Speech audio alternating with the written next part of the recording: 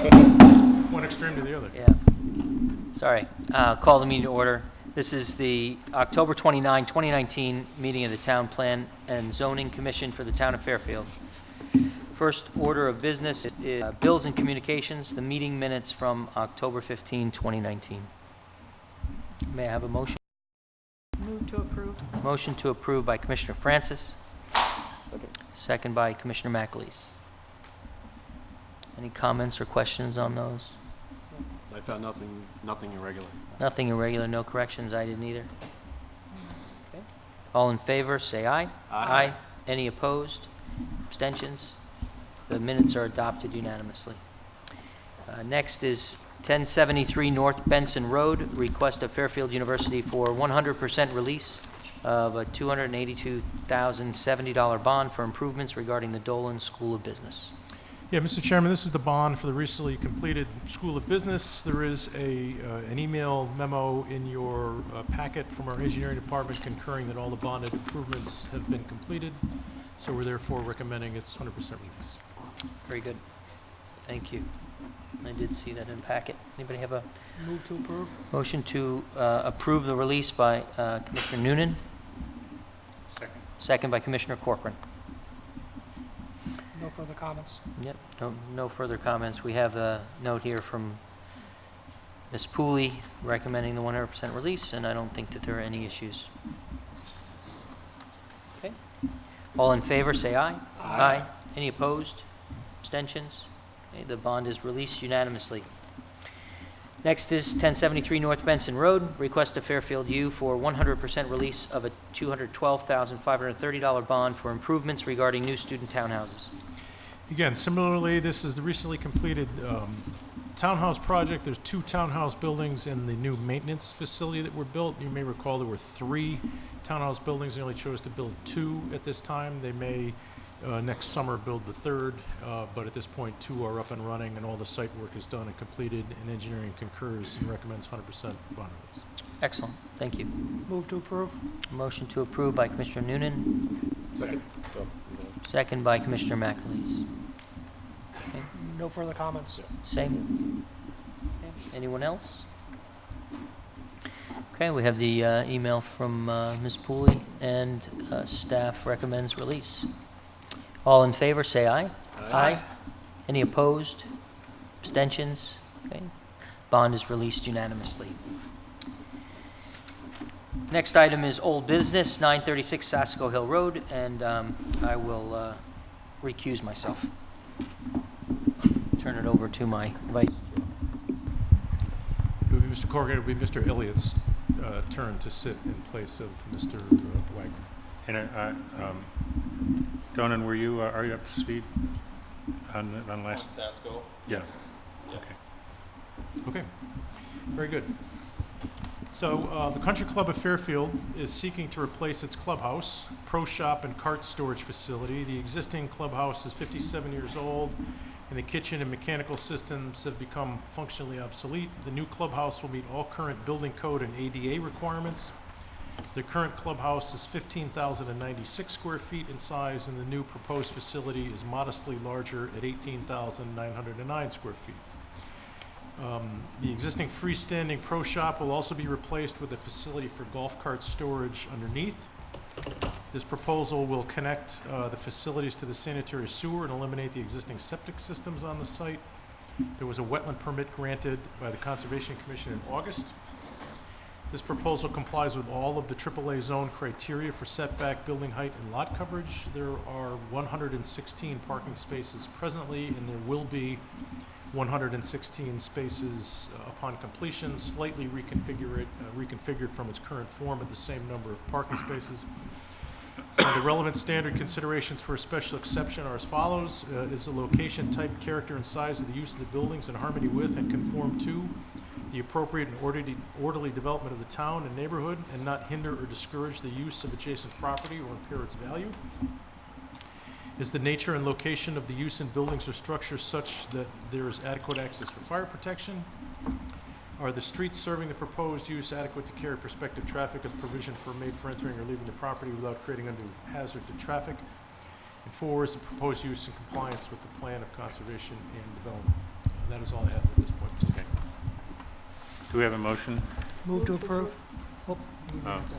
from Mr. Noonan, second from Meg? Tom? I thought it was a good application, met our 4 criteria for a special exception, in harmony with the neighborhood. It's been there for a while and it's a renovation. Think this fire marshal didn't have an issue with its code enforcement. Doesn't seem to be, they're going to be adding any extra traffic, and it's been there for as long as I've known, and I think a push as far as the plan of conservation and development. The one thing I forgot to mention, I think the applicant requested the sidewalk not be mandated in. Correct. I'm sorry, I should have mentioned Yeah, that. Is correct. I would amend my motion to disallow the sidewalk, so essentially the sidewalk is not required. I visited the site. I believe they're accurate in saying that it would lose some mature trees, and the whole point I understand of having sidewalks implemented is at some point other developments will happen. At some point the sidewalk will be continuous for the road. Considering Asko Hill Road and the uses of it, I don't think that's likely to happen. If anything, the sidewalk is probably more appropriate on the other side of the street than the current side.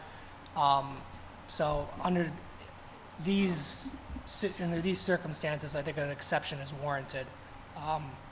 Particularly, as I said, I just don't see, if the whole point of requiring sidewalks for an applicant is that at some point they'd be connected, so we have an entire sidewalk on the street, I just don't see that as being likely in this case, and to just force them to have a sidewalk of 100, 200 feet just in the middle of Asko Hill, not really accessible or usable, losing mature trees, when again the sidewalk is probably appropriate on the other side of the street.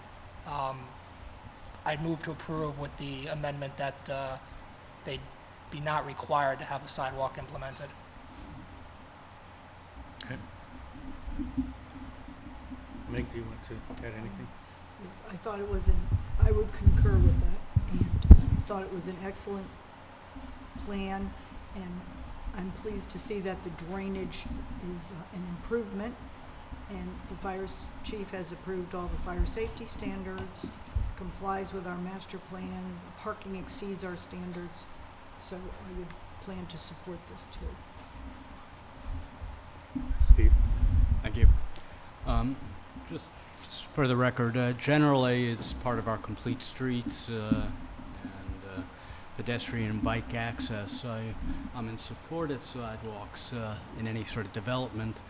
However, being quite familiar with this area, ride by often, I think this is one of the few where an exception should be allowed, because it would actually detract in the sense that it would require removal of trees, and being familiar with the area, this is one where it would be a sidewalk to nowhere. So in this particular case, without precedential value, I would concur that the requirement for sidewalks not be required in this particular case. Any further discussion? I agree with what was said. I think that we meet the 4 criteria that we need to measure this on, and I agree with the exception for requirement of sidewalks. So are we ready to vote? All those in favor? Aye. Opposed? Abstentions? It carries. Motion with the disallowance of the sidewalk.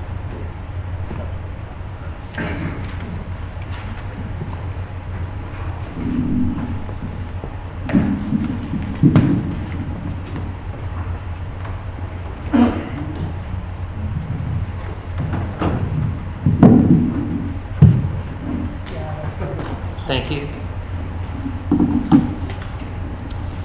Next item on the agenda is 1073 North Benson Road. It's a busy evening for Fairfield here. Special exception application of Fairfield University for an addition to an existing building for a student wellness center in the AA zone. Good evening, Mr. Chairman, members of the Commission, for the record, my name is John Fallon. I'm here tonight proudly representing my alma mater, Fairfield University. With me is Mr. David Frasinelli, Vice President for Facilities Management, Mr. Kurt Krasinski, Director of Campus Planning and Design, and Mr. Peter Horton of Newman Architects, who will be making a brief presentation to you momentarily. Pretty straightforward application. We're seeking special exception approval for a 4,400 square foot addition to the existing Jogues Hall for purposes of relocating the University Wellness Center. The existing Health and Wellness Counseling Center is currently quite remotely located on our campus. It's on the rear side of Dolan Hall, which is located on the north end of the campus in a primarily area of junior and senior residences. The size of that is approximately 5,500 square feet, which is somewhat small for the needs of our student body. And it's been up there for 30 years. And as our campus has evolved, and especially the evolution with regard to the quadrangle, the health and counseling staff have requested relocating the facility to a more central location in the campus that better meets the needs of our undergraduate students, especially freshmen and sophomore students living in the quad dorms, Gonzaga, Loyola, Campion, McCormick's, Jodes, Regis, Langdon. So what we provide to you tonight, and I'm going to ask Peter to give you a brief overview on, is a one-story addition to Jogues Hall of, as I said, 4,400 square feet, and a renovation to the existing ground floor area of 3,050 square feet that'll bring the total square footage of the new wellness center to 7,450 square feet. Also here tonight, in addition to Peter, is Mr. Walter Jopes of the Huntington Company. Should you have any questions with regard to the site engineering, which has of course been approved by the engineering department, he can answer those. We did also have a code review meeting on October 1, 2019, and the plans that you have in front of you do comply with all the comments that received from code. So let me introduce Peter Horton from Newman, who'll give you a brief overview of the plan, the architectural design, the interior floor.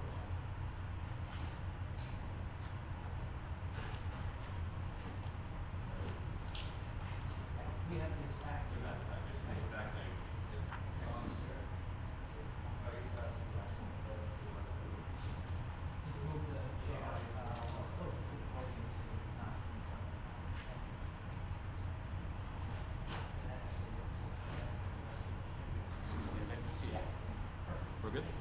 Okay, Peter Horton with Newman Architects, and a little quick explanation of the project. It might get annoying. The project is Give me. Yeah, you need to grab that mic, and if you move around, you can take the mic out of the stand. Yep. Yeah, perfect. Thank you. The project is about a 4,400 square foot addition to at the ground floor level of Jogues Hall. For those who are familiar with it, it's on the campus here. The quad is located. It's in the northwest corner of the quad, if you will. The building, again, one story on the lowest level, and you can see the rendering. It's just a stucco building. That the stucco is designed to match the base of Jogues Hall. And there is, what this is showing was terracotta, and we're working on what that final material will be. But it's one story, nothing on the roof of the building.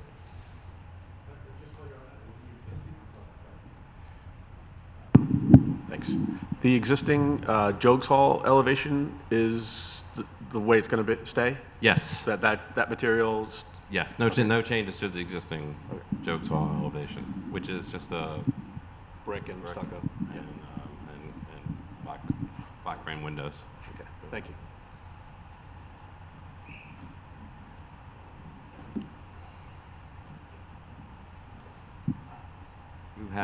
You should have in your package the architectural site plan. Again, just describing, showing where our entrance would be on the north side of the building. It primarily runs north-south. The addition does, and on the back side is an ambulance bay or emergency vehicles bay. So we have separate parking for that. You can see the relationship to the quad. Civil drawing showing similar information with stormwater management. And then floor plan. The floor plan consists of, as we said, there are two sides to this building. There is a health side, which encompasses everything in the renovation in the existing building, and the upper half, if you will, of the addition. The lower half is for a counseling side. Is counseling. What part is the new addition? The addition is everything south. South. West of that. South on the drawing, west of the. Understood. On the building. Yeah. The building is basically a steel frame building. This is the existing. With a rain screen, stucco rain screen, aluminum windows, and a metal roof trim along the edge, and just a simple TPO roof. Very simple building. Elevations, it's actually easier to see it on the rendering, but you can see we're really not doing a whole lot. The building just sort of mimics the punch windows of the existing building, and we have glass on the north entrance, which will have a film on it, so those who are sitting in the reception, in the waiting areas, will not be in a fishbowl, if you will. They can see out, but They can see out, and if someone drives by, they really won't be able to identify who's in the space. I think that's basically As I said, a straightforward application, I think, but an important one as the campus has evolved under your good supervision. We obviously have centralized the student population in the general area to a large extent, especially freshmen and sophomores at the quad.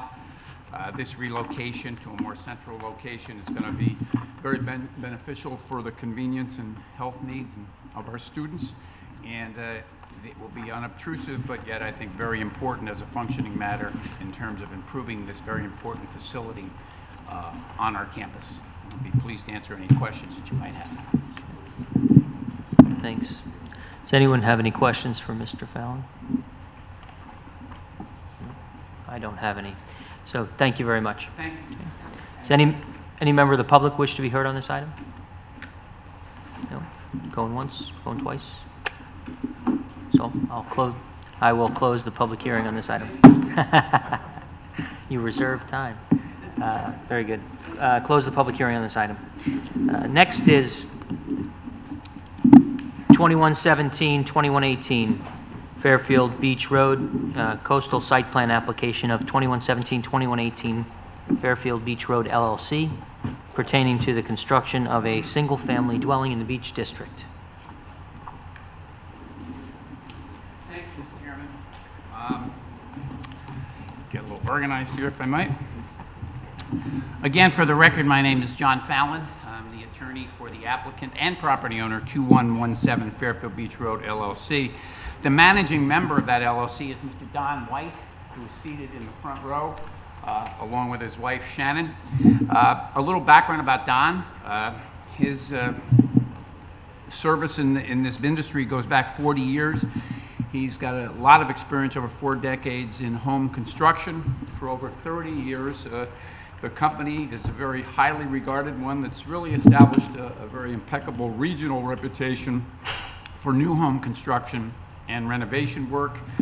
They have a lot of in-house expertise with regard to architectural design and site planning, and an outstanding reputation as an independent design builder. One of the interesting evolutions here, as I talk about Don's interest in this property, is I think that the Whites have become not only very familiar with the property, but very fond of the property in the neighborhood, and they're giving serious consideration, dependent upon the action of this commission tonight, to actually reside there, which I think is a nice commitment to the community and the neighborhood. We're in front of you tonight for a coastal area management site plan with regard to the construction of a 2-story single-family residence at the property. You have the plans for that. There is some background here that is worthy of sharing with you. At the outset, Mr. White made a very comprehensive investigation with regard to the provisions of the zoning regulations to ensure what was being proposed would be compliant with all applicable provisions of the zoning regulations. We didn't want to seek any variances. The due diligence included numerous meetings with the town planning and zoning department staff. And as a result of those meetings, Don did purchase the property, and we made an application to this commission for this very home and this very site plan that you have in front of you tonight. That was scheduled for public hearing, I believe, on August 13.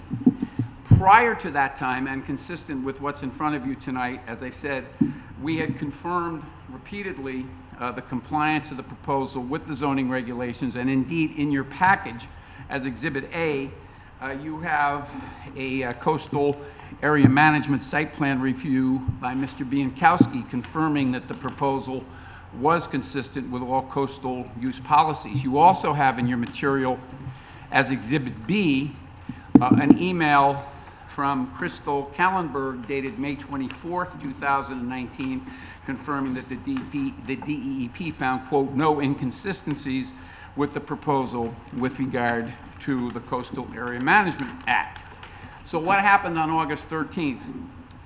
Prior to that, and only shortly before that, we did receive input from certain of our neighbors with regard to concerns that they had with regard to the proposal. Mr. Specifically, yes. Thank you. Did you meet with the neighbors before that at all? And why was it a surprise that the neighbor information from the neighbors, like at that point at the public Well, it was hearing? a couple of weeks before the hearing, so we did meet with them before, and it wasn't that we were keeping anything secret, but it was at that time when we found out that there were neighbor concerns, we put the brakes on. Okay. And I think that says a lot about how Don and Shannon have approached this and how they really approach the neighborhood.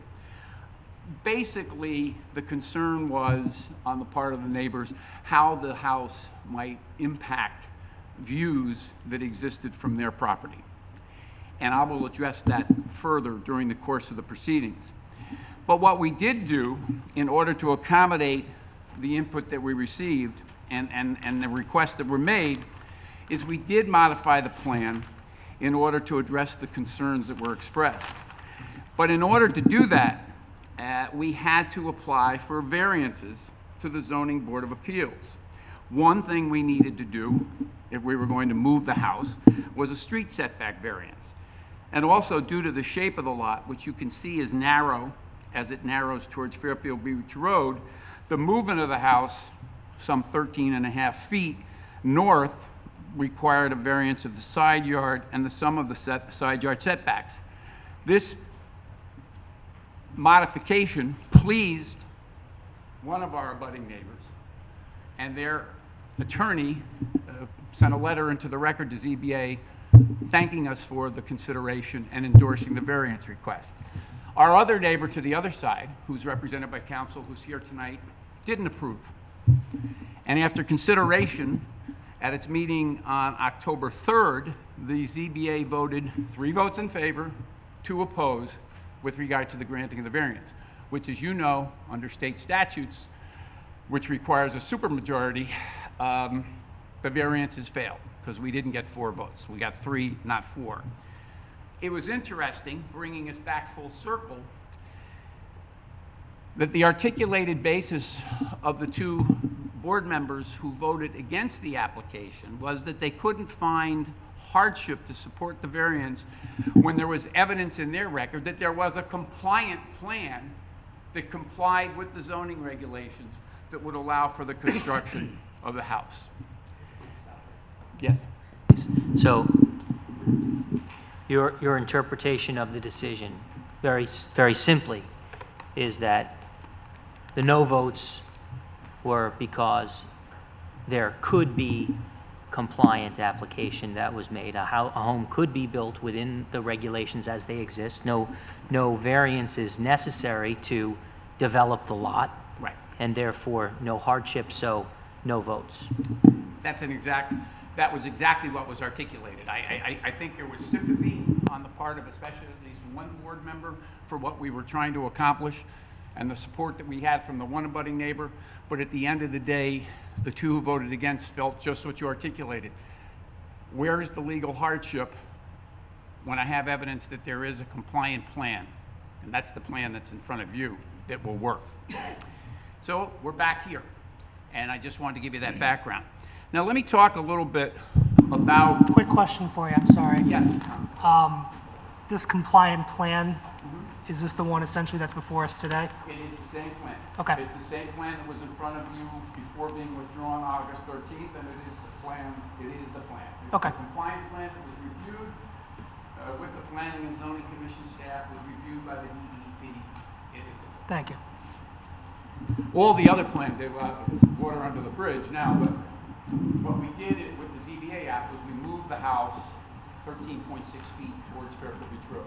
But that occasioned the need for variances for the street setback and the side yard setback. Thank you. Let me talk to you about the lot, because, yes. So on the compliance chart that we have here, which columns are we looking at here? Well, you want to look at what is being, if I can approach. So we've got two proposed conditions, one from August 16th and one from September 24th. Yeah, you want to look at the September 24th, and the only change there is with the delay, if you will. We did have the Huntington Company go back and re-establish the CJL line. So that's the only difference in the plan, and that's why you have the two columns. And Mr. Bertula is here tonight if you had any questions about that. Did it move? Huh? Did it move? Yeah, moves all the time. What is CJL? The coastal jurisdiction line. And as Mr. Went can tell you better, and Ms. Harrigan, the CJL is a moving body. Didn't affect compliance either way, but we wanted it to be accurate. Okay, so that's Mr. Corcoran, that's what you want to look at there. So let me talk to you about the lot a little bit. For many, many years, the property had located on it a house. I'm going to, I guess, start with this, and you have this in your package also as an exhibit. So what I have here is a 1931 aerial map, and as you can see, this is probably, I would say, the most unique area of Fairfield Beach. This elbow is exceedingly pronounced, and it directly affects and implicates this property. This is the property, okay? And this 1931 aerial depicts the house that was there for decades until Hurricane Sandy came along. 7 years ago tonight, by the way, Hurricane Sandy. 7 years ago tonight. And here we are, okay? This is a 2019 drone capture, and there's the lot, okay? The house that was there for all those years was severely damaged by Hurricane Sandy and was ultimately demolished. But I show you both of these aerials for two reasons. Anyone buying property here, one, knew something about the configuration of the beach, and two, knew where the house that was located for 5 or 6 decades stood for so many years, okay?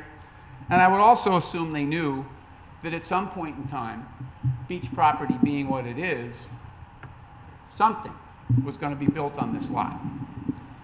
Can I interrupt you there for a moment? Sure.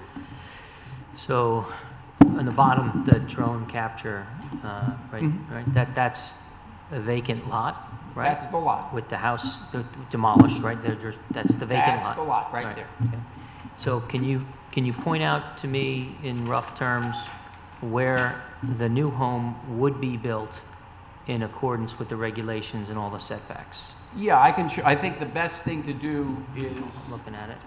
to look at the plan. I don't know whether Mr. Bertula or Mr. White would be best to kind of give some. Are these old house?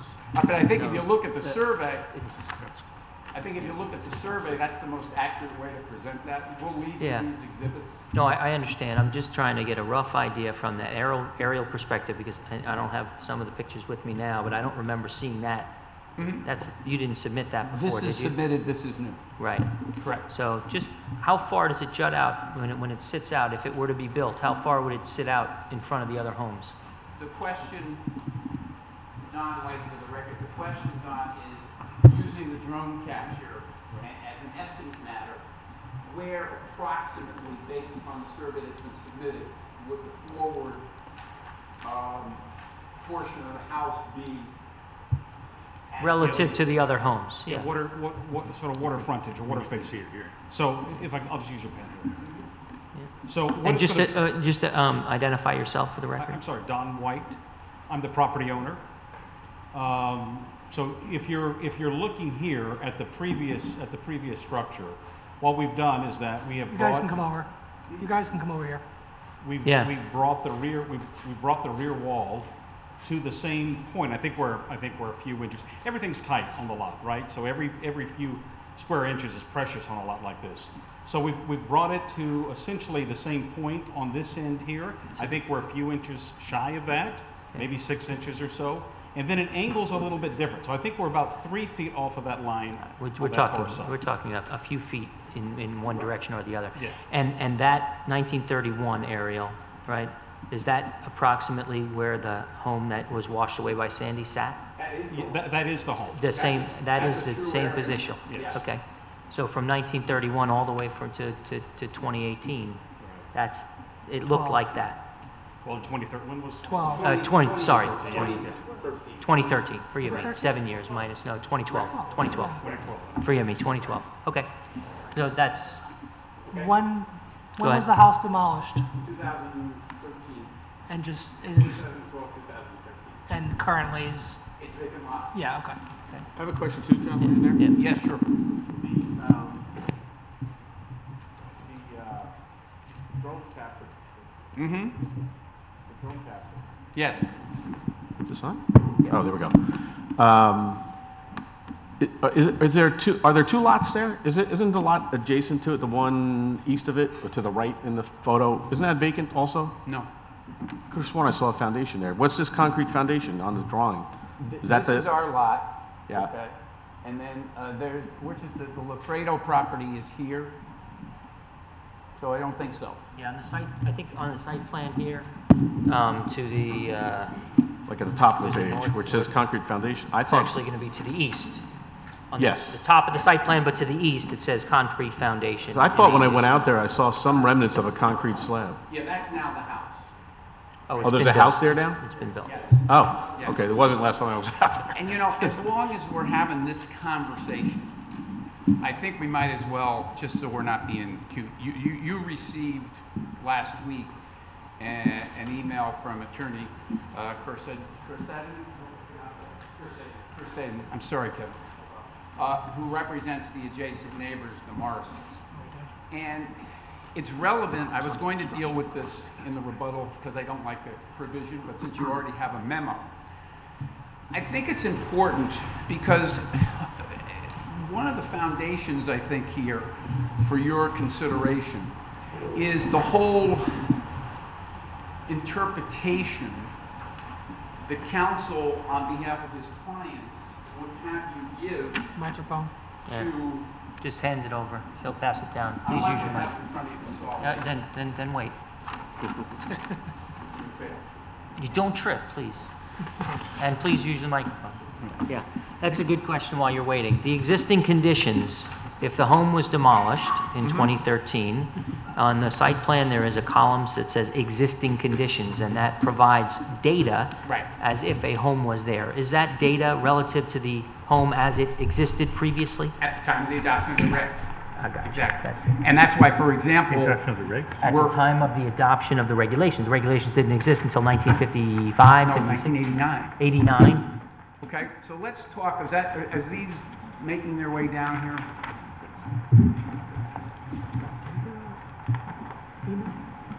Okay. I think of central importance here and the reason I passed it out, and of course didn't leave a copy for myself.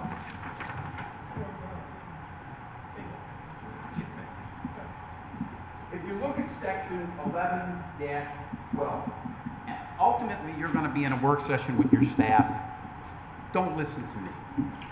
Listen to your staff. You're always ahead of the game if you do that.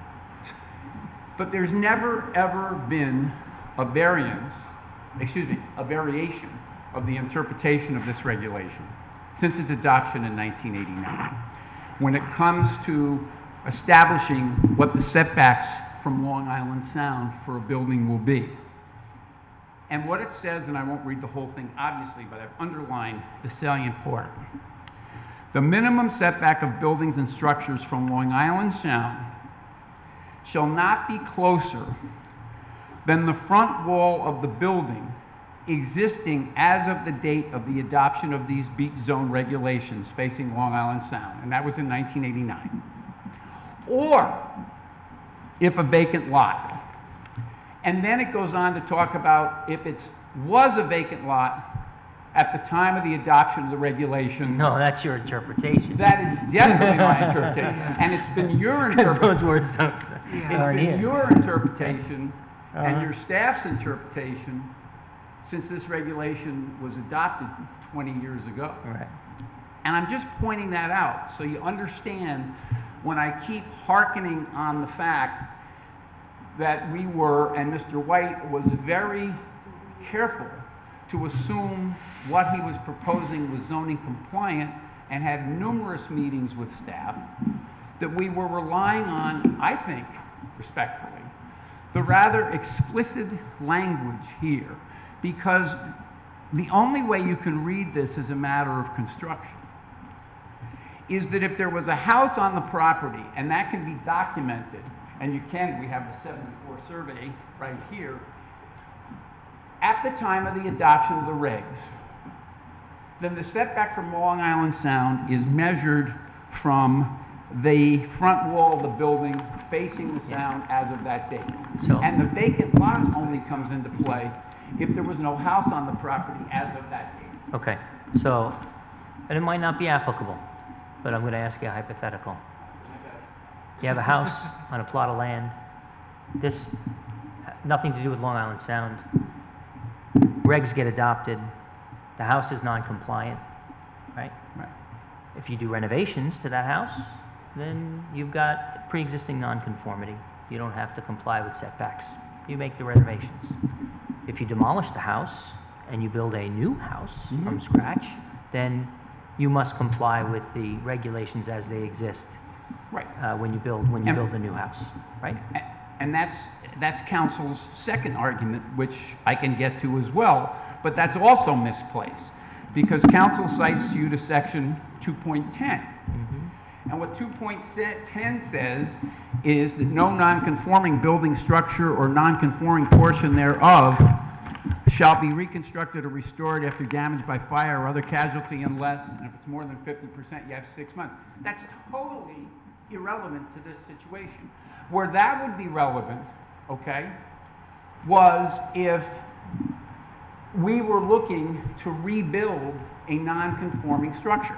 Section 2.10, as your hypothetical addresses, is a situation where I have a protected non-conforming structure that is damaged by some casualty and needs to be rebuilt. If I want to take advantage of the protection of my previous nonconformity, I have to do that within 6 months. But if I say, hey, you know, that house is gone, it's demolished, I'm going to build a compliant house, then 2.10 doesn't apply. Here we're building a house, we're not seeking to take advantage of any previous nonconformities. So 2.10 is an opposite. What we are doing is we're seeking to build a conforming house that simply needs your CAM site plan approval. That's it. And I didn't mean to jump all over counsel's argument, and I'll try not to be redundant. I think you should. But I think it gets to the heart of the questions you're asking. 11.12 says what it says. And I don't have, under that regulation, a vacant lot here.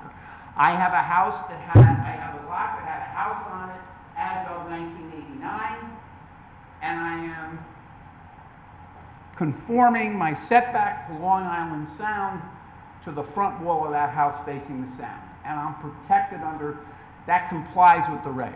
And I'm not in a 2.10 situation because I'm not coming to you and asking you for any variances of setbacks or coverage based upon the previous existence of a non-conforming house.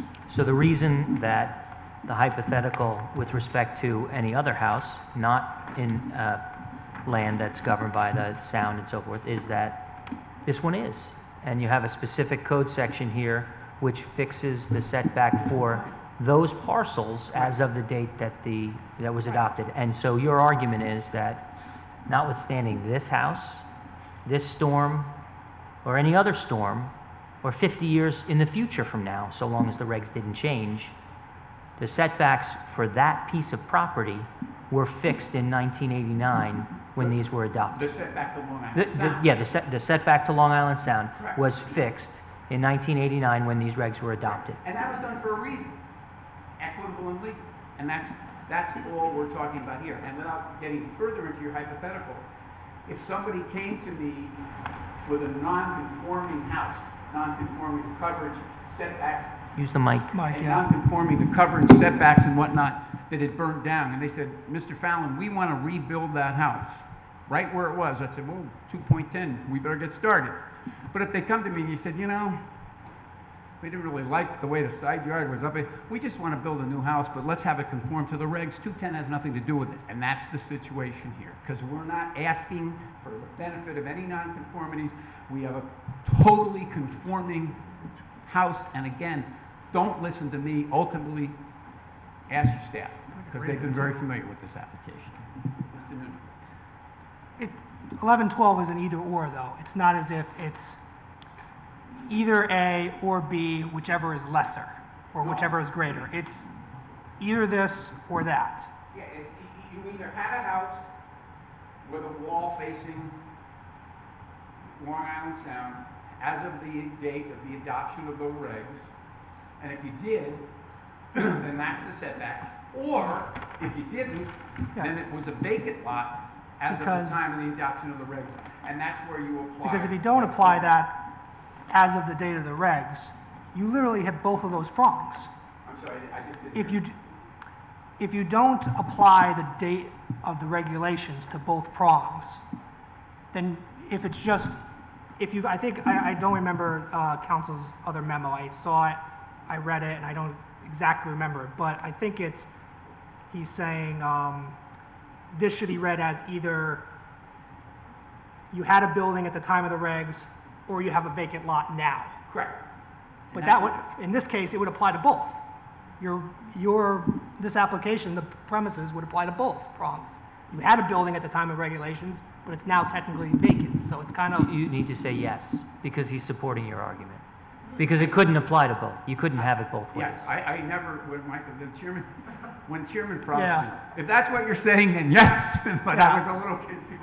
But because I'm saying, your point is that... You can help me. Yeah, I think the point is that if you read it that way, then the lot has two different setbacks under the language of the statute. That's what I meant when I said under rules of statutory construction, where you have to, well, It's that could internally actually- inconsistent. But you could actually have that if it had some language that said whichever is lesser or Right. whichever is It greater. doesn't, exactly. It says or. It says if that, again, I won't belabor, but it's the building existing as of the date of the adoption of these Okay. beach district regulations, or if a vacant lot, meaning there was no building as of the date of adoption of the regs. And, to be having this is like been a linchpin for the 20 years because, we've done a lot of beach development. And that's always, and correctly, the way it's been applied, because that's what it says.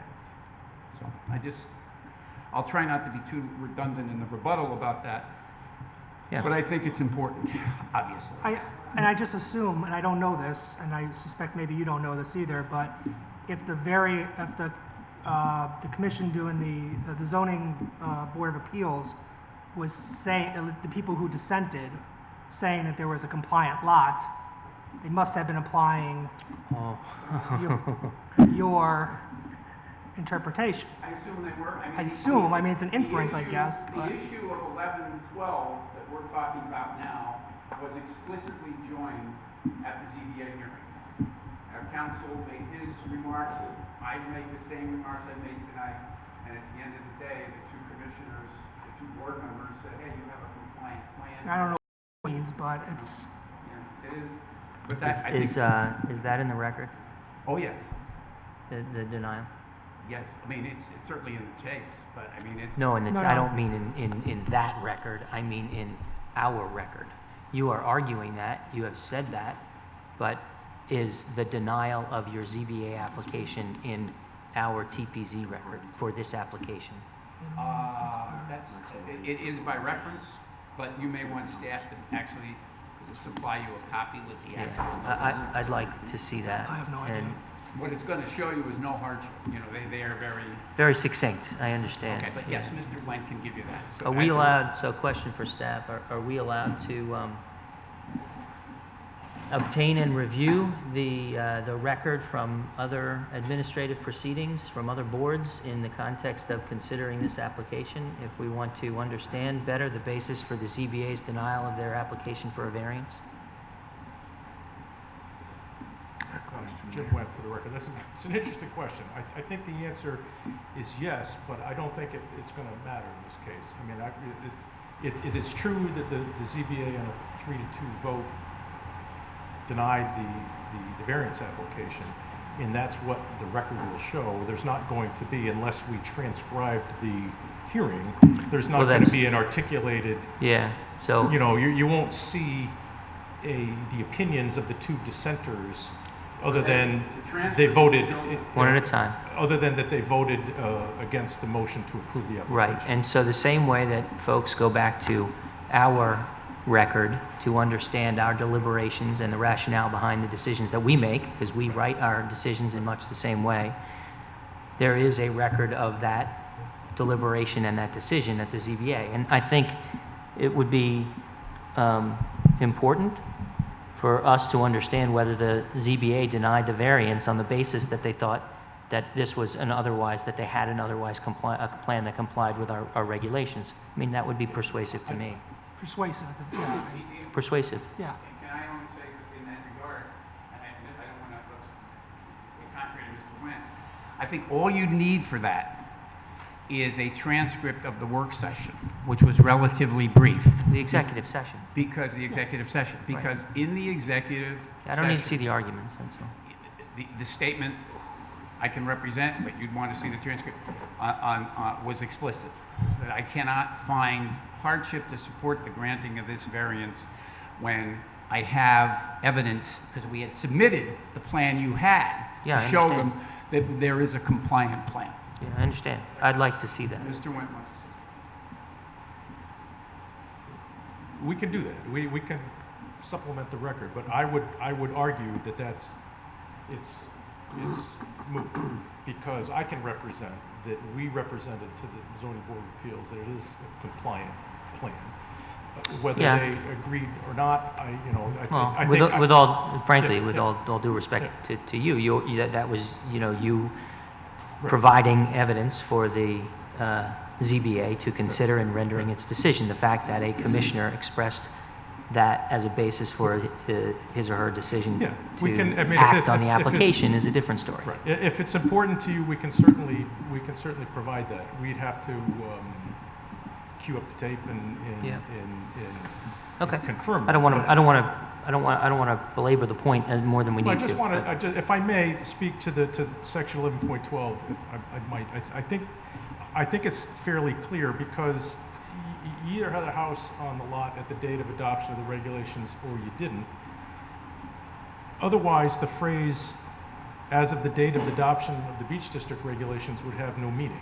No, I understand, and that's the argument that council is making, and Okay. I think that your comments are more appropriate for your staff analysis of Fair the enough. application, introduction to us for our executive session when we deliberate on the application. Fair enough. I mean, before I just move on, and again, this is not meant, someday these people may all be neighbors here, and I hope they are, or whatever, but the Whites went out of their way. They went to a Fairfield Beach Road Association meeting. They've been in dialogue with a lot of people. I think sometimes the room speaks for itself. At the end of the day, the variance wasn't granted because when you boil everything away, the Morrisons opposed it. And now we had given them a plan that we felt, and the other adjacent neighbor felt, was a good faith effort to address concerns that they had expressed. And now they're going to be here tonight objecting to this. And, you know, other than having us build, a dog kennel, by the way they would have you interpret the regulations, especially considering the unique nature of this lot. If you get a chance, go down there, take a look at the. No, I didn't go on the other side. Because right. So look, I don't want to get into that. Bottom line is, we've got a compliant application. We have a CAM site plan application that both your staff and the DEP is endorsed as being compliant with CAM. And the arguments they make to claim that the application is not compliant are specious. At the end of the day, what we're going to do is work very hard to build a beautiful home that will be FEMA compliant. We've worked with our neighbors. I think that shows by and large. We have a compliant plan, and that's been endorsed by your staff and the DEP. We're actually reducing coverage from the 74 plan, which I'll leave with you, which documents everything, the 74 survey. The coverage was 29.8%. We're reducing that coverage to 25.8%. Obviously, our building's going to be totally FEMA compliant and engineered to all FEMA standards. So we're disappointed that we couldn't make all of our neighbors happy. We're disappointed that the Zoning Board of Appeals failed to grant the variances, although I have a sense that if they had granted the variance, the Morrisons would have appealed that to the courts. Well, I mean, And that's neither here nor there. We've got a compliant plan, and I hope you will approve it. Does anyone have any questions for me? Yes, Mr. Corcoran. Mr. Phelan, one of the last points you made was about the lot coverage. Yes.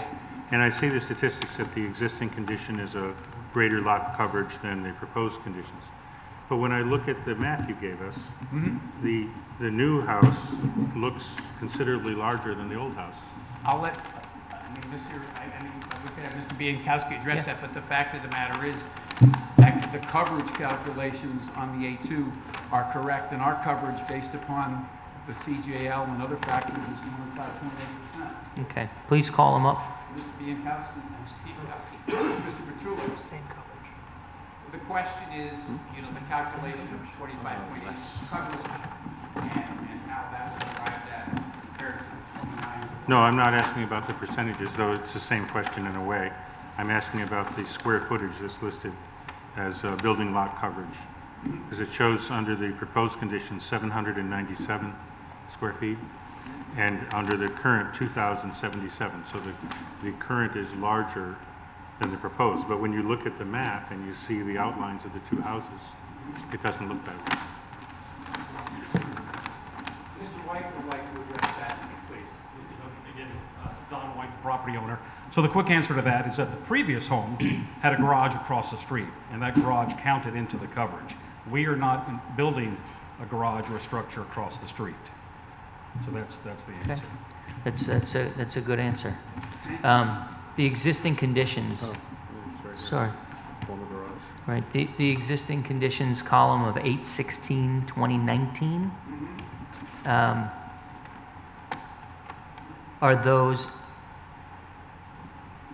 Are the same? No, they're different from the existing conditions column, 2 columns to the left. Right. Can somebody explain the difference between the 2 columns? The size of the lot changed because of the shoreline change. And that's the only difference.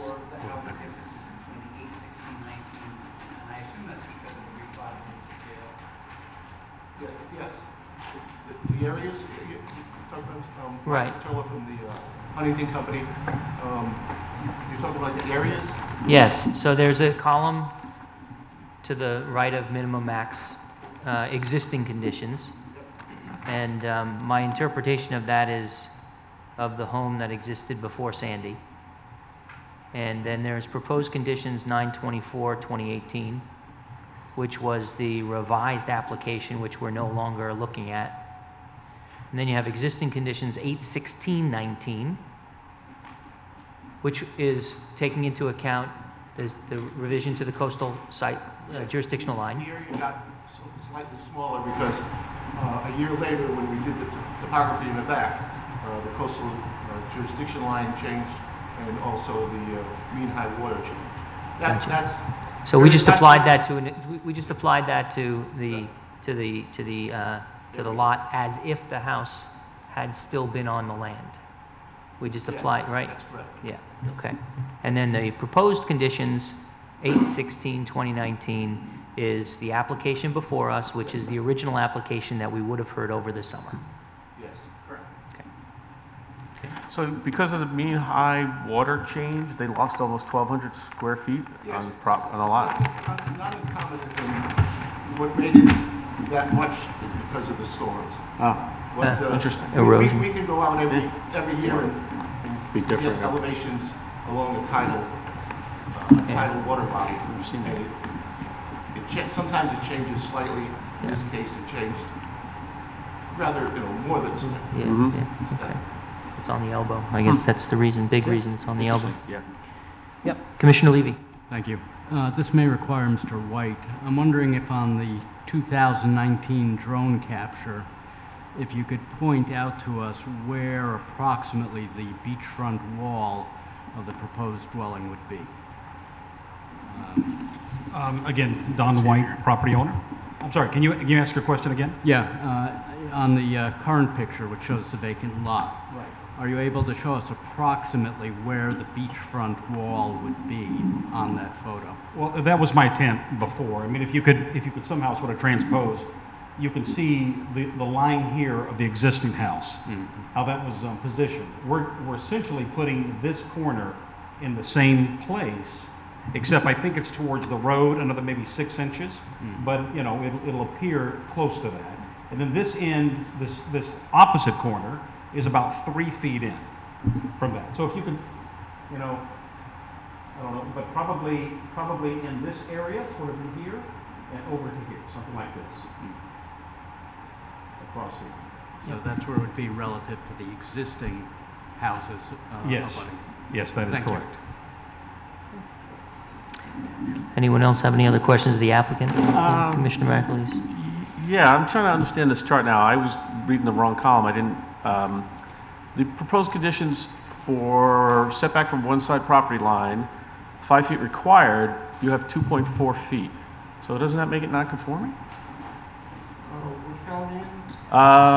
The setback from one side property line, that's like what, the 7th or 8th thing down? Minimum required is 5 feet, and you've got 2.4 feet as the proposed condition. But I actually don't see that on the drawing, so I'm wondering if maybe that's just an error. No, the 2.4 feet was the old proposal. No, this is the proposed conditions for August. The closest, 5.1 the feet. proposed house is 5'1". So that's just an error on the chart? Must be. I don't see that number anywhere. It's got to be, because if you look at the plan view, the closest corners are the 2 front corners, and it's 5'1" on the east side, and it's 5'1" on the west side. Yeah, yeah. And I think, Commissioner, if you look at the map here, I outlined where the old house used to be, so it's, So all these numbers like I are said, different. it's the back wall. Yeah, there must just be an error. Two The front wall proposals, they're all is- different. Yeah. These agree with the map. I don't know what these agree with. No, so, They said to use the 9/24/18. yeah. 9/24/18 was what you sought a variance for. Yes? We saw a variance for the street setback. 924 was what you sought a variance for, because that minimum lot area reported in 924 is the same 8,300 as reported in the existing conditions. And it makes sense because you had a proposed in August, which we would have had a hearing on, okay? That is a smaller lot size, all right, because of the recalculation. Now, there is a question, and it is a legitimate one, with respect to this side setback being listed as 2.4, which is non-conforming. I agree with you, I agree with everyone's observations here, that according to the actual map, the smallest setback I see on the side, on any side, is 5.1. Which is listed. This is what we have. This is what the zoning board of appeals have. That's correct, and that's my testimony. Okay, I'm going to get this straight once and for all, okay? Seriously, because I don't think that's right. This proposed conditions here from 924 has an 8,300 lot size, which is the same as existing conditions, before they redid the CJL. No, that's the redone. No, 6,900 is the redone with CJL, because it's a smaller lot size. No, the lot size went up, not down. Forgive me. Did the lot size go up or down after you recalculated for CJL? Due to erosion, the lot size got smaller. That's correct. Yeah. Really? Sandy wiped out the elbow, okay, and it eroded the CJL. The CJL encroached further into the property, and they lost about 1,200 square feet of land. In 1 year? Yeah. No, it wasn't in 1 year. It went back like 12 years. I'm sorry. Yeah, 7 years, because these proposed conditions of 924 simply reported these conditions as if the house had been on the property at the time that they redid the calculations. So these other calculations are at least 12 years old? The proposed conditions of 8/16/2019 are the plan that's before us, but there appears to be an error on the line of the setback from one side of the property line. And that's a scrivener's error. But all these numbers are different. It's not just that line that's different. This is a different, of course, because this proposed from 924 had the house back towards Fairfield Road, right? So this So is why the would one. you expect these to be the same? I don't expect them to be the same between 924 and 816. This number right here is wrong, 2.4, minimum from the setback from the property lines, because this right here, 5.1 on both sides. Well, what about this one? That's what I'm going to ask him next. I have a Because couple there's more one questions, error. a couple more Yeah. similar points. So go ahead, keep going. No, you can continue. Want me to go with mine? Which one are you questioning? Because, you know, it's important to get this straight. Because if I've got this conceptually inaccurate, then, you know, that's a problem. It says, just before the line you were just talking about, setback from side property lines more than 1 story. I'm not sure why that's relevant. Yep. Proposed conditions 10.3 on 924. Proposed conditions 7.5. Right. That's because the house on 816 was further towards the water, and on 924 they moved it back. No, isn't that this, to explain this one as well? Can I make a suggestion, This is Mr. Chairman? wrong. They transposed the numbers. Can we just disregard the second and third column? I'm not even sure why they're on here for this application. I don't either. It's very confusing. So if we look at just columns, the ones dated 8/16 and 19, and only those, because that's all that's relevant to us right now. right? I totally agree with you. Yeah. I'm also confused as to why we have existing conditions on 8/16/2019 labeled that way when there was no home. It's actually misleading. I also, believe. I wonder about the, maximum building lot coverage as a percentage of lot area. 20% are existing, and they're at 25.8%, so isn't that non-conforming if it's? No, because the coverage is whatever was existing as of the date of the adoption of the regs. That's the minimum setback. Which is 24.8%, Hold on. and you're 10%, and you're a percent higher, Hold on. Let's right? let's take these one at a time, because that's another very good observation. So, section 11.12 deals with setbacks. Right, but he was making a coverage. This line item deals with lot coverage as a percent of lot area, Correct. where 20% or existing. As of the date of the adoption. Right. Which And the is- existing is 24.8, Existing is 24.8. your proposed is 25.8. No, the existing is. Oh, you're going to 81619 The existing is existing. 29.8, existing conditions 8 under the 81619 column. The reason it's 29.8 is because now you're calculating it based on a changed So CJL. disregard these columns altogether. We have a survey which establishes that the coverage as of the date of the adoption of the zoning regulations was 29.8. And staff again can speak. How is that possible? Because your existing that? conditions column, Right. that's undated, It says is 24.8. Yeah. Which means that unless something wildly crazy happened between 1986 and 2012 when you redid it, or 2019 actually when you redid it, there's a different calculation. So the existing, I guess the easiest way to say it is that the existing conditions column there reports what the applicant believes existed at the time of the adoption of the regulations. 29.8, correct. 24.8. When does 24.8 exist? When does 24.8% exist as an existing condition? Might be, is it behind that? It appears to I me threw them together. that they're pushing the lot, No, I understand very, CJL. very clearly the question. Very clearly the question. It's, That was the existing house previously, yep, and with the larger lot area. so he's taking right, the so lot that area. is the existing building lot coverage as a percentage of the lot area, Yes. 24.8. What's the 29? Ah, it's the building didn't change, but the lot area, yeah, sorry, I got you. Let him answer the question. Mhm. The existing condition was the 2077 building area with the reduced area, lot area, down to 6965. That's the 29.8. Yeah, which was recalculated based upon the, Smaller lot area. right, so the existing Was the original lot coverage, area. right. The existing lot coverage as a percentage of lot area at the time of the adoption of the regulations in 1986 was 24.8%. No. Yes.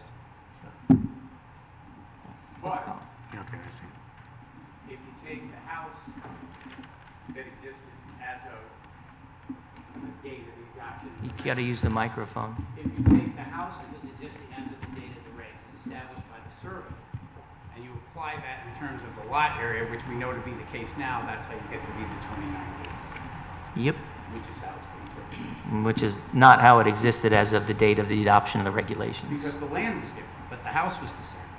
I know. The coverage, let's be clear on that, the coverage, Yeah, you don't want to scratch that out. let's be clear on that, because it's not that complicated. The coverage references the footprint of the house, okay? So the footprint of the house is what it was as of the date of the adoption of the regs. Understood. But not with respect as a percentage of the overall lot area. As the lot area now exists, but it's still the coverage of the house that was there. Yeah, I guess it's that then is an interpretation of the word existing. Well, I think it relates to the definition of what coverage is. So we're saying, you're suggesting that this number, since the coverage is greater than the existing percentage? That's good, that's the question. I'm not suggesting it one way or the other. I need to go back and now and look, we all need to go back now and look at the regulations to understand which standard applies for the lot coverage as a percentage of lot area, whether the 20% of existing means existing at the time of the adoption of the regulations, like one argument we heard, or existing as of the time that they want to apply it. So, But that's an odd concept, because you're taking a house that doesn't exist anymore. and applying it to the land. Just to the so, land that's- Commissioner But the Levy? house does exist under your regulations because it existed at the time of the regs, and there's documentation as to what the footprint of the house was. Right, so that stays the same, but the So just so I'm denominator has clear. changed. Yeah. it has Because the everything. lot has been diminished in lot area, but that shouldn't affect their rights with regard to how Yeah. you would compute the So- coverage Yeah. under the regs. If Okay. the prior house Commissioner Levy? were still standing, on the existing lot. It'd be 29.8. It would, which is shrunk because Right. the That's lot, what Mr. the Lee- elbow, it would be 29.8%. That, what Mr. Levy said is exactly right. Okay? That if you take the house, which we know the exact footprint of, and if that house were still existing as of the date of the, as of today's date, on the lot that exists now, that's how you arrive at the As of 29. today's date. Correct. So just to, and to be clear, about 5 or 10 minutes ago, you said as of the time the regulations were adopted. The house. Yeah, which, okay, we don't have to backtrack. I think understand the my position argument. kind of is not kind of, I think Mr. Levy articulates where I would be. Yeah. And again, I don't think that's unique to this property. I think we've done that in the past. No, may not. Because understood. erosion of that type, and again, you can discuss this with your Yeah, staff, yeah. occurs. Yeah. And what, provided you can document what the footprint of the house was as of the date of the adoption of the regs. And what you're also suggesting is that erosion would not make an existing house non-compliant. Correct. And that doesn't, well, I guess we can talk about that offline, or in our executive session, not offline. But, yeah, because that creates another issue, which is a pre-existing nonconformity. Does anyone else have any other, yes, I do. But does anyone else have any other questions for Mr. Allen? Sorry, so we have identified that one column here is irrelevant, right? It represents an application that was put forth to the ZBA and is not before us. And that column is labeled 9/24/2018, right? That column is irrelevant to us? Okay, 9/24/2018 is irrelevant. We've also identified that there is an error in the column labeled proposed conditions 8/16/2019 for the setback from one side of the property line. It says 2.4 when it should say 5.1.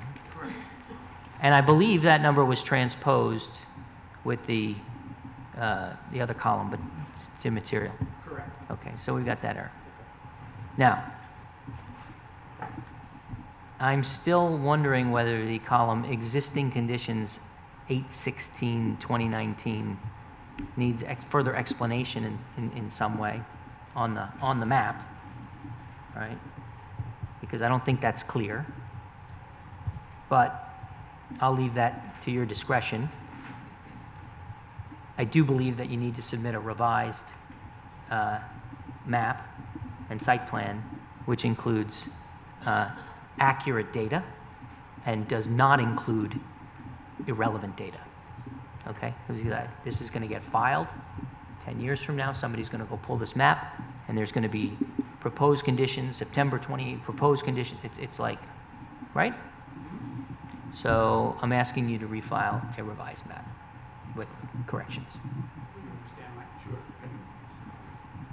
Okay? All right. Anybody else? Mr. Fallon, anything else? Not at this point. Okay, very good. Thank you. I'll now ask if any member of the public wishes to be heard on this application.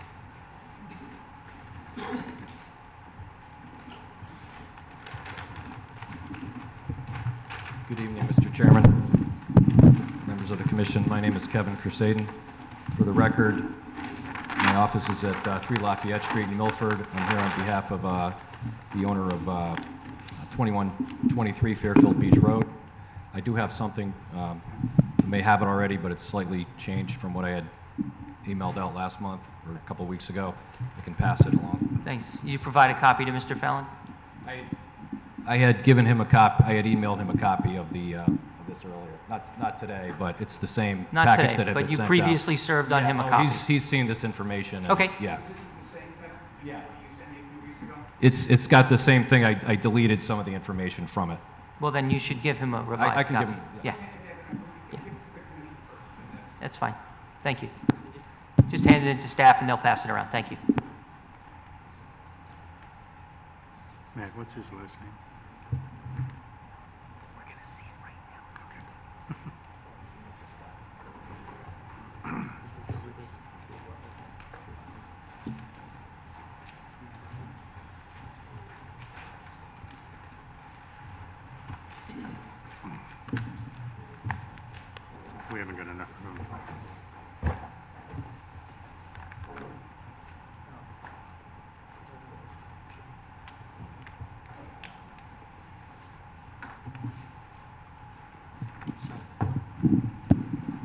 you have any more copies of that? I do not. I only have, All right. Can you give that to Commissioner DiGiacomo, please? I apologize. Okay.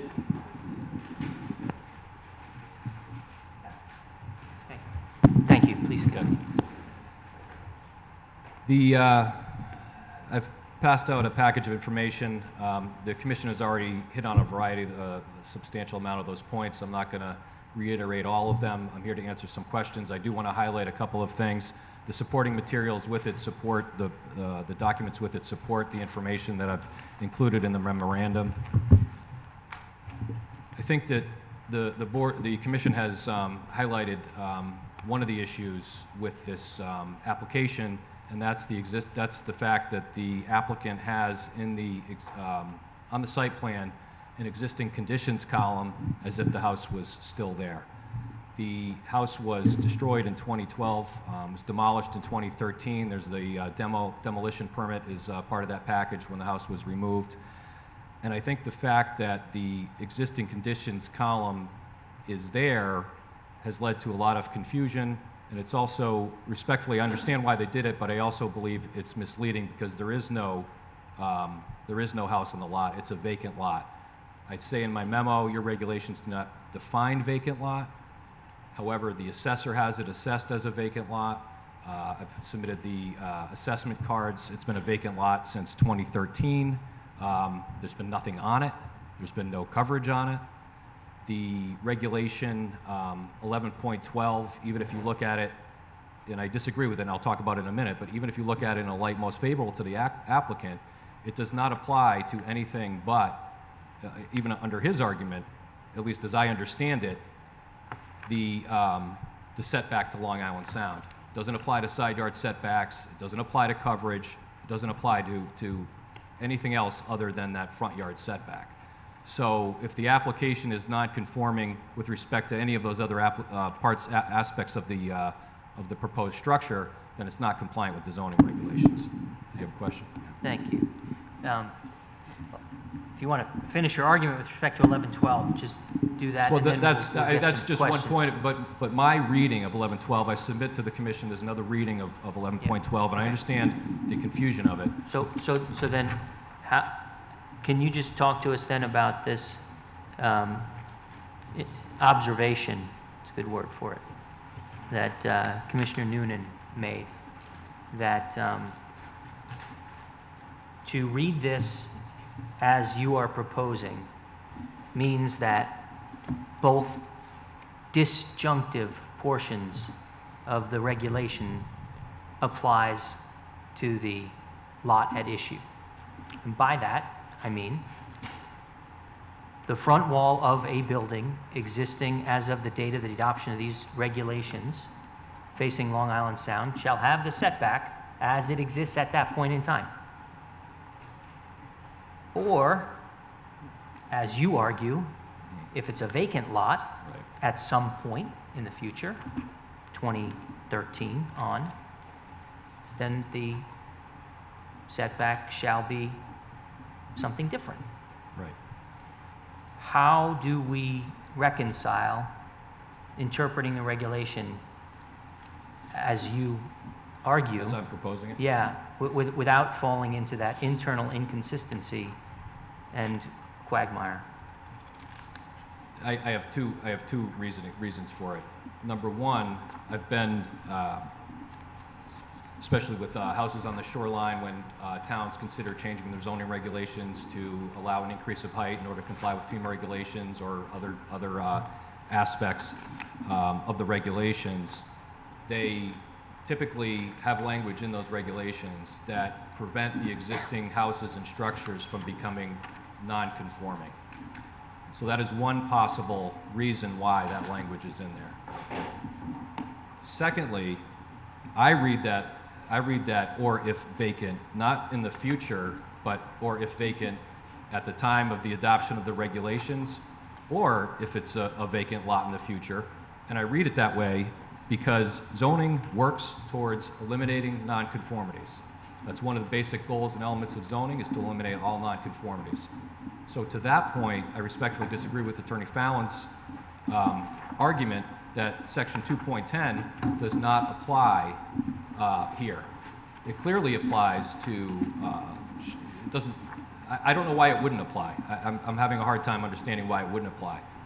Just because this property had a house on it 7 years ago, as of tonight, I guess, that's been vacant for the past 6.5 years, doesn't then mean that they're forever allowed to build the exact same house in the exact same footprint. And that's based on a reading of your regulations. And I do want to say, I reached out to Mr. Biankowski by email at the last meeting, only to ask, because there's been representations made, and I don't disbelieve Attorney Fallon, but there's been representations made that the staff has agreed that this is in compliance with the zoning regulations. I understand the CAM memo attached as Exhibit A tonight says it's in compliance with the CAM application. We can agree or disagree on that, but that aside, with respect to the zoning regulations, I have not seen anything in the file. I have not seen any certificate of zoning compliance. I have not gotten any ruling from any zoning officer that this complies with the zoning regulations. I've heard that that's what's been said, and I tried to ascertain that to say, well, maybe this is how it's been interpreted. And I'm sure you'll talk to staff and you'll get an answer on that, but I haven't heard that answer yet. So when you look at 11.12 in conjunction with section 2.10 and you read the language of it, I don't know why it would not comply. Or, I mean, I don't know why it would not apply to this lot. Our houses in the Beach District, they don't fall under section 2.10 in Fairfield? And that's what it seems to say. No, I think, well... Oh, go ahead. Yeah, no, well, I think that the 2.10, the reason 2.10 doesn't apply is because it specifically applies if you remodel, rebuild within the 6 months after the after the episode, and that's not the case here. Right. And therefore doesn't apply. That's how I understood his argument. Well, but it should apply because they did not, it was not rebuilt within, you know, the 12 months time frame. Mm-hmm. So I would argue that it should apply. You would agree, though, that the building, there was a building at the, if the regulations were adopted in 1989, there was a building that existed at that time. Yes, I agree with that. Okay. And so that first prong can apply to these premises, correct? I believe it would apply if the structure was still standing or they rebuilt it within 12 months after it was destroyed. I do have one other further point about, if you read further down, the other reason I don't think this first sentence is absolute is because further down it says, except in no case shall the setback be less than 25 feet. So there's a further exception within that regulation. I don't think that applies here because I think they're 25 feet away. Right. The point of it is that there's another exception layered into the regulation. Okay, but So- your main point, well, let me just go to the second prong. When you say if a vacant lot, do you mean like now, essentially, as it exists, it's a vacant lot? I mean that at the time they adopted the regulations, if the lot was vacant, or if the lot becomes vacant in the future. Okay, but okay, that's fine. And And the first part, though, with respect to the first prong, I'll just call it that, your interpretation of it is what again? That it has to be read not just because at the time it was existing in 1989, it was because it was not built within 6 months. You're incorporating 210 into this first prong. And there is, because this other, it's influenced by section 2.10. It's influenced by section 2.10 because the house was destroyed. And it was a non-conforming structure. So the house... I understand, but where do you, Right. I guess my ultimate point is, where are you able, or are you trying to incorporate 210 into 1112? I mean, there's certainly no reference to 210 and 1112. So that's why I want to understand is how you're reading it. I mean, I understand reading things together in totality, but I also, realize that when you're reading a provision, normally there's, at least in tax code, for example, there's normally some kind of reference to it. So maybe the better way to word it is 210 applies to the lot and the situation. as does 1112. And when you have regulations that apply to the same lot, sometimes there's a conflict. Sometimes when there's a conflict within the regulations, a hardship arises out of it based on something that runs with the land or that's unique to that parcel. With respect to the variance application that we talked about, and I don't have any objection with the materials or the information from the variance hearing being made part of this, but I think it's, I'm trying to think of the right way to phrase this. It's not controlling. I think you have to Might be be careful persuasive. when you look at it and do that, not because it's going to hurt, what our position is. My understanding of Different standards, different personnel, it was a dissent. Well, you're there asking for a variance of the regulations based on a hardship. And my understanding of what the people who voted against it was that Attorney Fallon had said, we don't have to be here. We have a compliant lot where we can build a house. So by his Representation. statements, I said, well, if you have a compliant lot, then you don't have a hardship. I said, I don't agree that you have a compliant lot as Well, far that's as I'm actually going to get into the first question. Attorney Fallon's representations of the zoning board, fairly accurate? I think that we agree on a majority of the facts here. Fair enough, that's fine. Yeah, but I think that my interpretation was not that they thought that he had a compliant lot, was that they made representations that they had they could build that's fine. a compliant lot. That's what I think it was based on. What was, and I don't know if this is going to be relevant or not, maybe it's just, at least it's pure curiosity, maybe it has some relevance. What was your objection at the variance hearing? I assume you were objecting. Yes. The objection was that the variances aren't granted for personal hardships. So you can still build a house under the current regulations. So this is where it gets a little confusing. So Attorney Fallon and I agree that you can build a house here. Our position is you can't build it in the location where they want to build it because of the fact that it's a vacant lot and that they didn't reconstruct it within the 12 months. How about the size, just out of curiosity? Is the size an issue?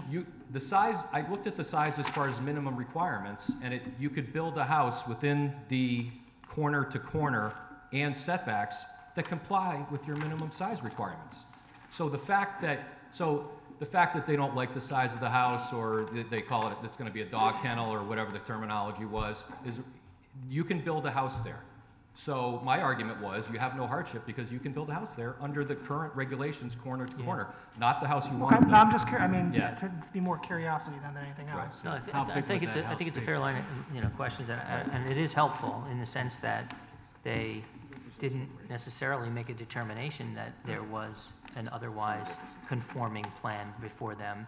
It was the representation, and also your argument that they could, even if you didn't concede that the proposal was necessarily compliant, but if that's what their representation is, so be it.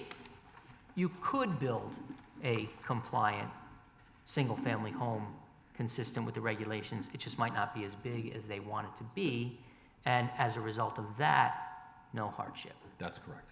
Got it. Okay. That certainly puts it in perspective. Mr. Morrison is also here to just talk a few minutes, but the Whites did reach out. I don't know the time frame of them reaching out to the neighbors, and they came to an agreement with the neighbor on the other side of this lot where the house seems to line up. That was part of the variance application, so maybe it doesn't apply here. But they have tried to, in fairness, they have tried to work with the neighborhood, but it hasn't ever been anything that would actually really comply with the regulations according to what the owners of 2123 would like. Yeah. So, could I go back to 2.10? Sure. So, as I understand things, Do you want the 210? yeah, I got it right here. You do? Yeah, I think I got enough of it. As I understand it, the home that was there before Sandy was conforming.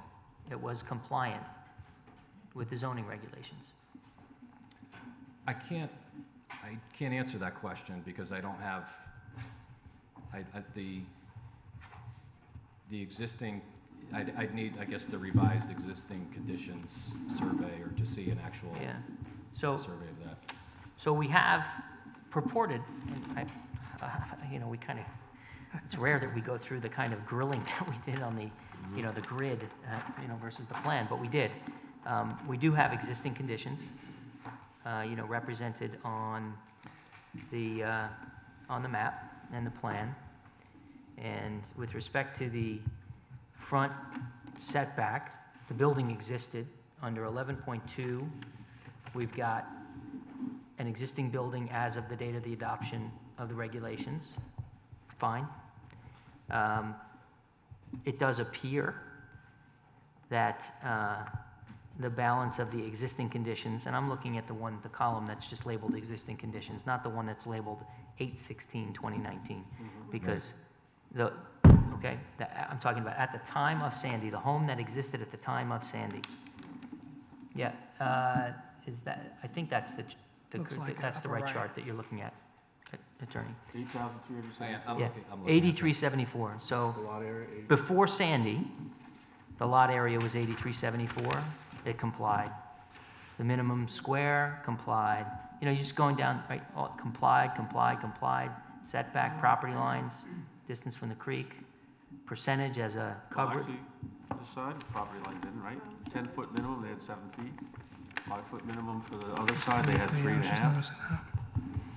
So it was non-conforming. So that was non-conforming. This is what I'm trying to get at, Right. right? Whether we had a conforming or non-conforming lot. I guess it's something we're going to have to look at. Because my point is, in order for 2.10 to apply, it's got to be a non-conforming building or structure. The non-conforming portion of the building or structure has to be rebuilt. Without knowing the setbacks, I think clearly the coverage, it was non-conforming. And I think it's non-conforming, the proposed condition is non-conforming as well. And I think the setbacks, it may have been the side yard setbacks, it may have been non-conforming. I'm not clear on that. Mm-hmm. Yeah. Okay. How do you interpret the building lot coverage as a percentage of lot area question? With respect to the accretion or Yeah, the minimum required and maximum allowed, the standard is 20% or existing, quote unquote. I have to go back and look at that. Well, the existing conditions versus what they're proposing as, you know, under the plan. Well, not conceding that I agree with the applicant on 1112, I think that 1112 even says nothing about coverage, pre-existing coverage. It says something about a pre-existing setback on Long Island Sound. I don't agree with that they comply with that aspect of it, but it's completely silent as to coverage at the time. So I think that it's the existing conditions column, everything here should be 0 or whatever the current square footage is.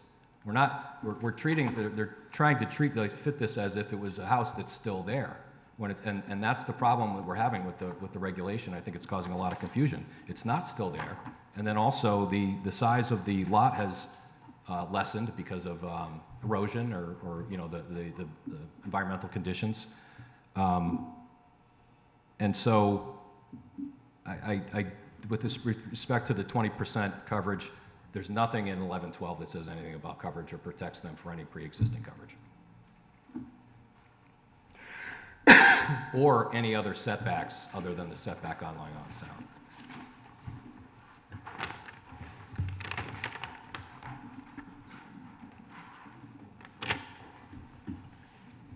Okay.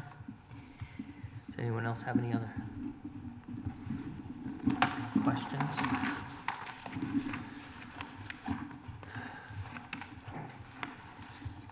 Your discussion section, page 3, is a summary, you know, of all the points you made, so to speak, is all in page 3. That is, there was a few additional points about the coverage and setbacks that came up tonight, but it's essentially our main argument's correct. Okay, but coverage is probably the big one that needs to be added to that. Okay.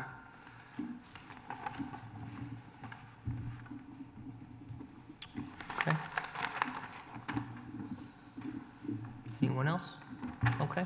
Thank you, Attorney Okay. Crissy. Thank you. Appreciate that. Any other member of the public wish to be? Yeah, come on up.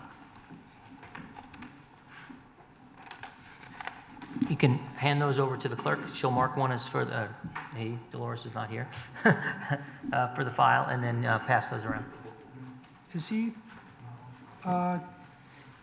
attorney's client? Yeah, I don't know.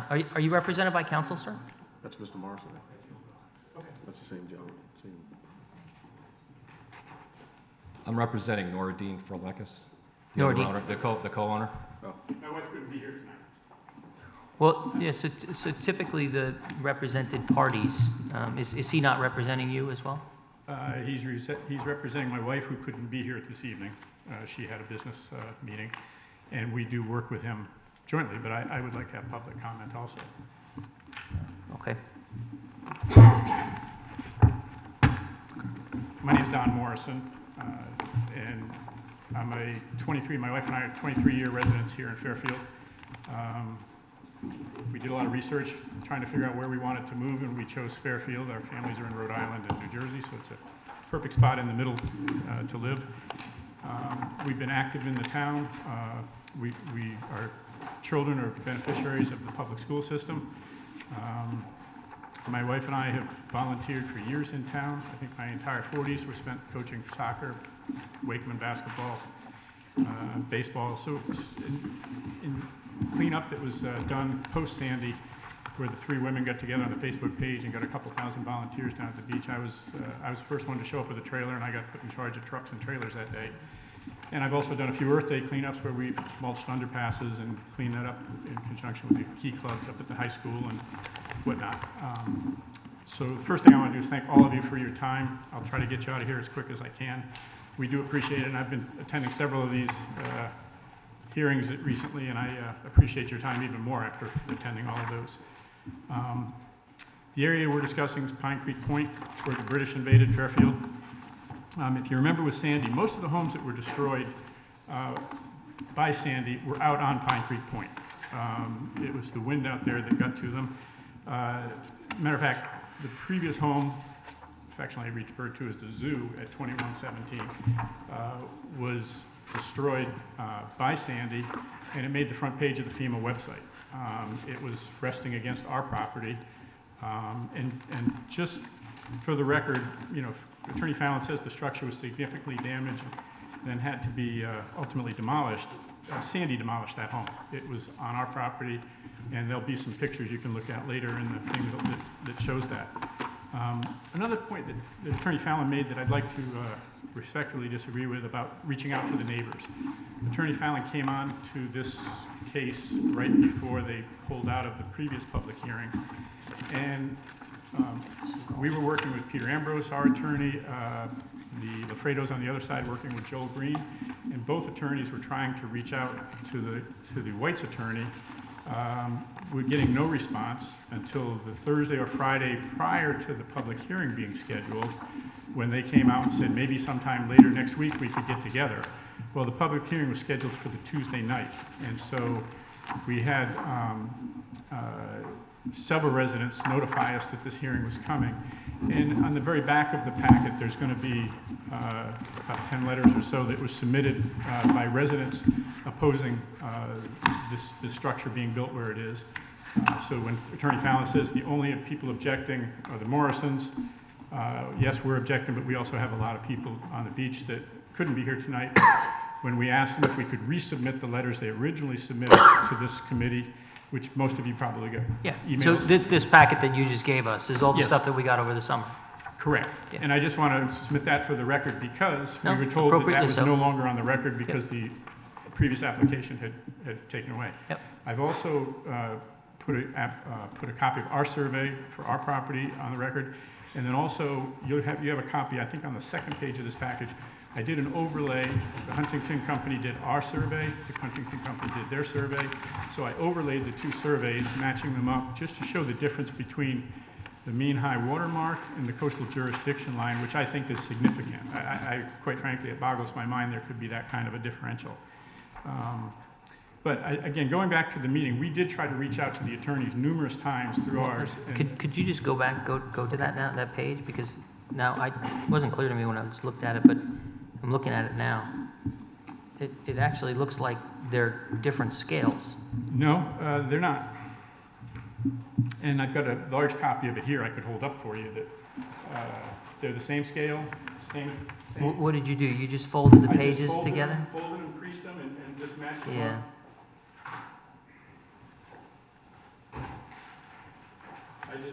They're both 1 inch equals 10 feet.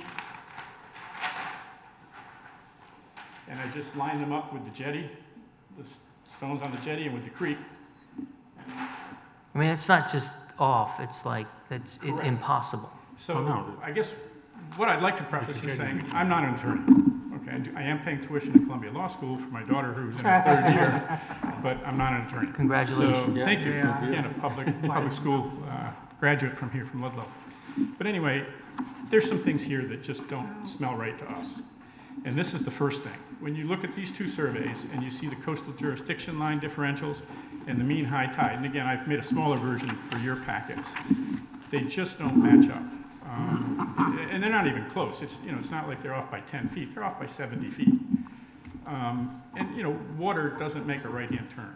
You know, the coastal jurisdiction line, I'll come back to that, but that's troubling because this house, there's a picture right behind this map, I believe, that I took Sunday of the water, the high tide water up against a board there, and I've highlighted on the coastal jurisdiction line page with a green highlighter where that water was. And that water is less than 10 feet from the proposed side of the house that's being built, or that's being proposed. Does the jetty make it so that the mean high tide doesn't line up? If you look at the following pages, I have several pictures from different times of the year showing how even the water is. You know, the water. That's the point of those pictures. I was actually wondering what's the point of these pictures. And it's different seasons too. I mean, I just happened to take, and I've got more on my phone I could give you. That, you know, just for the most part, it lines up. It's a function of which direction is the wind coming from. Sunday, the wind was coming out of the southeast, so the water was a little bit higher on one side of the jetty. Other days where it comes out of the southwest, it affects it the other way. And the same with the sand. I mean, there's an ebb and flow to the sand. And so things do change, but not to the degree of these lines that are on these surveys. That's one point. I mean, there's obvious changes to the shoreline. Sandy did change it. In 1960s, they pumped a lot of sand in from out at Pine Creek Point. All that sand was washed away within a few years. So we're losing our coastline.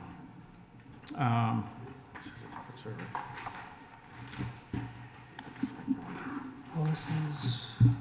So that's one reason that we're objecting to this, is that we just don't think these lines match up properly, and we think something has to be looked at a little closer.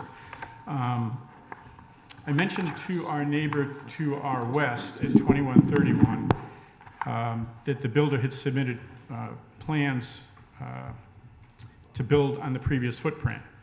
And he was livid when I told him that. And the reason was, and I've added a couple pages that he gave us, where he wanted to build on the lot next to us out to the previous footprint of the house there, and he was told he couldn't do it. He had to line up corner to corner for the house on the west, as well as he has a couple other properties that are corner to corner. We just think it's inconsistent that they would make one person on one side of us go corner to corner, but not the one on the other side. When we that address is 2131. Our address is 2123, and this house here is 2117. And the lot that he wanted to build on? Yes, and if you look in the packet, you'll see there's blue and red are the main colors in there, but he shows the outline of the previous homes, and then he shows a distinct line that he was told by Joe Biankowski he could not build across that goes corner to corner, and he provided those to us. You know, he just said, look, you can show these, and, you know, this is what I had to do, and I'm not quite sure why the others don't have to do the same thing.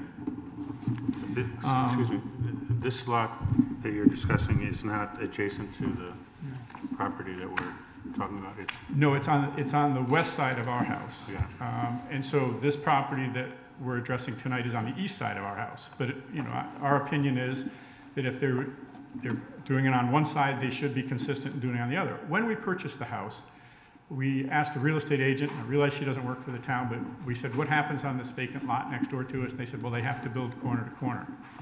I then, in the next 24 hours, talked to 3 different builders, and I asked them the question, hey, what if? I mean, frankly, it's all hearsay, and, you know, it's not I really understand, but, you know, probative.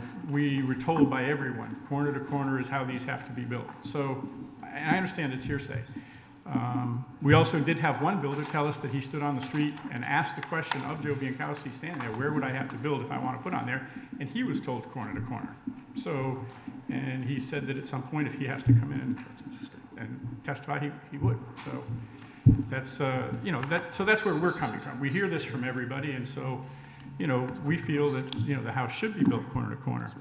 We're very concerned about the wind. That's a big concern for us.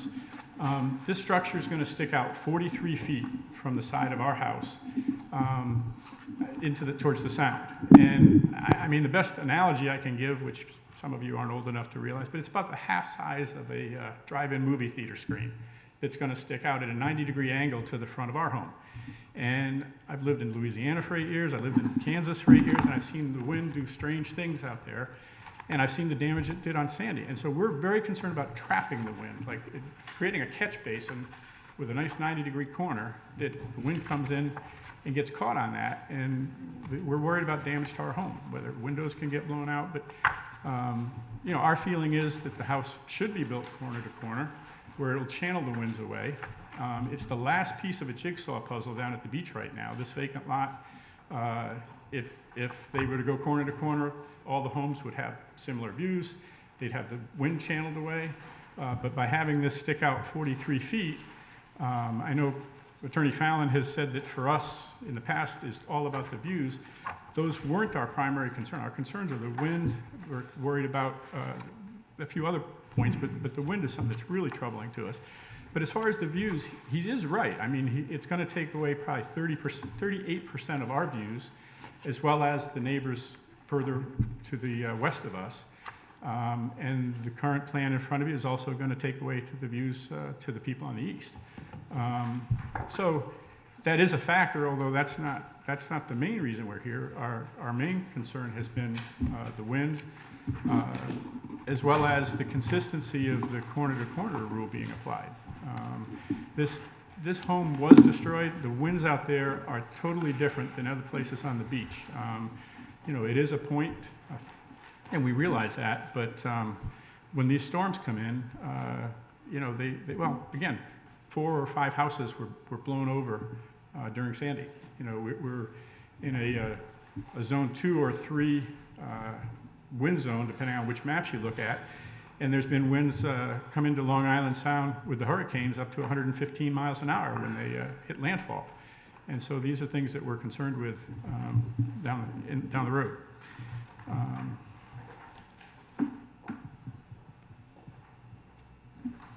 Again, I just want to thank you for your consideration on this matter. You know, we did talk with Mr. White about a compromise, but he was pulling the house back to where it was only sticking out 30-some feet out of the side of our house. And so we didn't feel that was a compromise. We feel that it should be a corner-to-corner home, and so that's the reason that we're here. So again, I thank you for your time and consideration.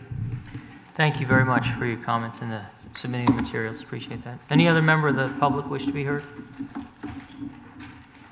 Anyone? Okay.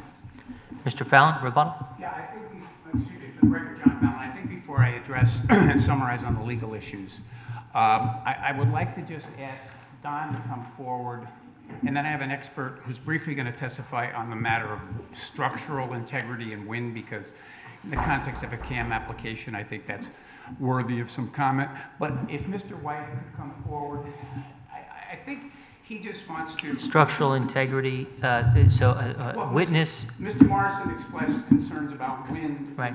and potential damage. So to be clear, it's directly in response to the arguments made. Absolutely. Okay.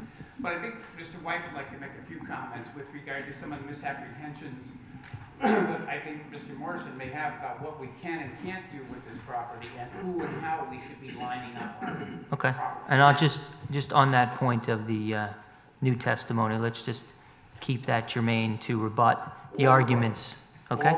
Thank you. Okay, very, very good, thank you. Again, Don White, I'm the property owner. So just a couple of quick comments and I'll sit down. So if you can see from the drone pictures here and also from the old ones, but this is more relevant because this is present day, right? So if everybody has a view of this, the homes do line up on this side of the sort of, the peninsula, because that side of Fairfield Beach Road is fairly straight. It doesn't sort of, it's not sort of a circuitous snake kind of a, form or pattern. It's fairly straight. The homes do line up. And I understand that tradition. That's a good thing to do. My wedge of property is in line with these homes here. This peninsula takes this sharp elbow bend. It's a right angle bend right at that point. It's a unique piece, no question about it. Did I realize that when the property came on the market? Sure I did. That's why I went down, tried to do some diligence on it to find out what I could actually build there. And I went What to year that. was that? It was just last year, 2018. So the property owner that owned the property at the time the home was more than 50% damaged didn't repair or rebuild within 12 months? No. Right. Do you know why they didn't? No. I don't know anything about the history. I don't even know who that person really is. Okay. We picked up the property at auction. Okay. Okay. So nonetheless, that's sort of the history there. But clearly, in my mind, the property, this wedge shape, belongs with this line of building and improvements along here. My neighbor, Don Morrison, his home is right here. Yes, his home lines up with these properties over here. So if you actually draw a string between the edge of this new home, and that's Mr. Lafredo that lives here. If you draw a string, pull a string between the outside corner edge here and Mr. Morrison's house, maintain allowable setbacks, front and side. I've done the calculation. At most, I can get about a 550 to 600 square foot print on the first floor. Now let's think about it. Is anybody going to take on the beach road and buy a property where you've got 500 or 600 feet on the first floor, 500 or 600 feet on the second floor? That's not going to happen in a new construction. Well, that's exactly right. Yeah. And as I've said many times before, not every piece of land needs to be developed in absurd ways. Just because the land exists doesn't mean it needs to be overdeveloped. Seen it 1,000 times. Right. Okay, in 10 years on the commission. Hold on. In 10 years on the commission. And sometimes an owner decides not to rebuild because it's no longer feasible. And that may have been because they determined that they didn't, for whatever reason, rebuild within the 12 months, and in order to comply with the regulations as they understood them to exist at the time after that passed, they could only get a 500 square foot house, and it didn't make sense anymore. I have to address that. I'm going to address this corner-to-corner stuff and the absurdity of section 2.10 in my final. I appreciate that, but, respectfully to your comments, that's why you have zoning regulations. And the entire underpinning of this application is we're complying with those Understood. regulations. Yeah, I relied on the information that I was given, understanding that wasn't permission. I wasn't given permission. I was given a guideline on what you would be able to do. And so we move forward based on those guidelines. Nonetheless, the other comment I wanted to make is that Mr. Morrison talked about our house jutting out. I don't believe the 40-plus feet is correct. I'd have to get my scale. I didn't bring my scale with me. Just want to check that out. On the variance plan that we submitted, because there's two site plans submitted, right? The one we're looking at now, which was the original, then there was that one in the middle, which was the variance plan. We're not doing that plan, but on that plan, well, according to him, I think we're only 51 feet in total. That's our front to back footprint, 51 feet. So if we're like 43 feet beyond his home, that only gives me what, 6-7 feet that I would be. That's not accurate. We can look at that by looking at the site plan.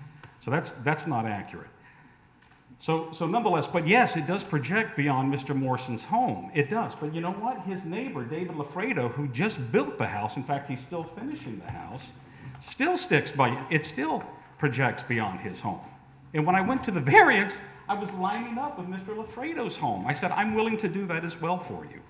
But So- that was So, I mean, opposed by Mr. Morse. Yeah, so that's a good point. So, since there was no home on your lot, what boundary did Mr. Lafredo That's another point. line up against? Who knows? Because if I would have taken to build mine, you know, in this, you know, some kind of sharp right angle trapezoidal, you know, type of a home, which, again, that's not something you would want to do. Yeah. What's he lining up with? Well, yeah, that's a good question. We'll have to figure that out. So, thank you. Before Thank I you, address sir. The summary points on the legal issues. Scott Davies is a professional engineer. He's got a BS in structural engineering from Northeastern. He's got an MS in structural engineering from Columbia University. His company is Champion Engineering and Design Consultants in Southbury. He's been a structural engineer licensed in the state of Connecticut and New York for over 40 years. I won't tell you the projects he's worked on, but he has consulted with regard to these plans. He has consulted with regard to the structural integrity and wind issues. So I would like him briefly to give you an overview so the record is clear and the commission is comfortable that Mr. Morrison's concerned about wind damage and potential damage from our proposed house to his property is not well founded. Scott Davies, Champion Engineering. We have been working in this area for over 35 years, up and down the Fairfield coastline. And it's been stated there's a lot of concern about wind, and there should be. And there's been storms, and engineers have learned from storms. And we have accommodated all our work to FEMA guidelines. The structures today that we design and propose to build are basically different animals than the structures that are on the beach of any kind of history. It's typically a wood frame type construction, the houses that are there now that have been built over the years. And our new construction involves what the building code calls a continuous load path from the tip of the roof all the way down to the foundation. The foundation is properly anchored with helical piles, so it prevents any kind of uplift from strong winds. The concrete foundation that's integrated into the helical piles has structural piers that would be similar to things like bridge piers that are 40, 50 feet high. And the frame part of the house, the primary frame would be a structural steel frame with the wood inset in the steel frame. So there would be a continuous load path from the tip of the house all the way down to the foundation, such that these houses won't blow away. So it's a different type of construction, and it's designed for the high winds, and it's based on experience and good engineering judgment and design. So if we had Sandy again, it wouldn't blow away? That's correct. Designed to withstand superstorm Sandy? You can't quantify environmental loads, but we're well above our wind speeds for the storms that have taken place in this area. What's it rated? What is it, the wind speed resistance? Sandy, they were saying Sandy was around 115, 120, you know, gusts possibly at 125, and our design work for this was over 145 miles per hour. You're, excuse me, aren't you required for a 100-year storm? Is that right? Isn't there like a code requirement for? The design for a 100-year the storm? code lays it out, and that incorporates the 100-year storm. Yeah. Yeah. Any other questions? One question. Yeah, Commissioner Levy. Can you address the concern that was raised as to this creating a corner or a trap for the wind? Such that, you know, your home might withstand it, but the other home that's adjacent, that's not built to withstand 145-mile-an-hour winds might not.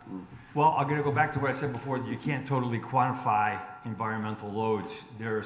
Wind is going to wrap around structures, and it's going to have certain effects, and it's really, you can't really predict that it's going to have a detrimental effect to any neighboring structures.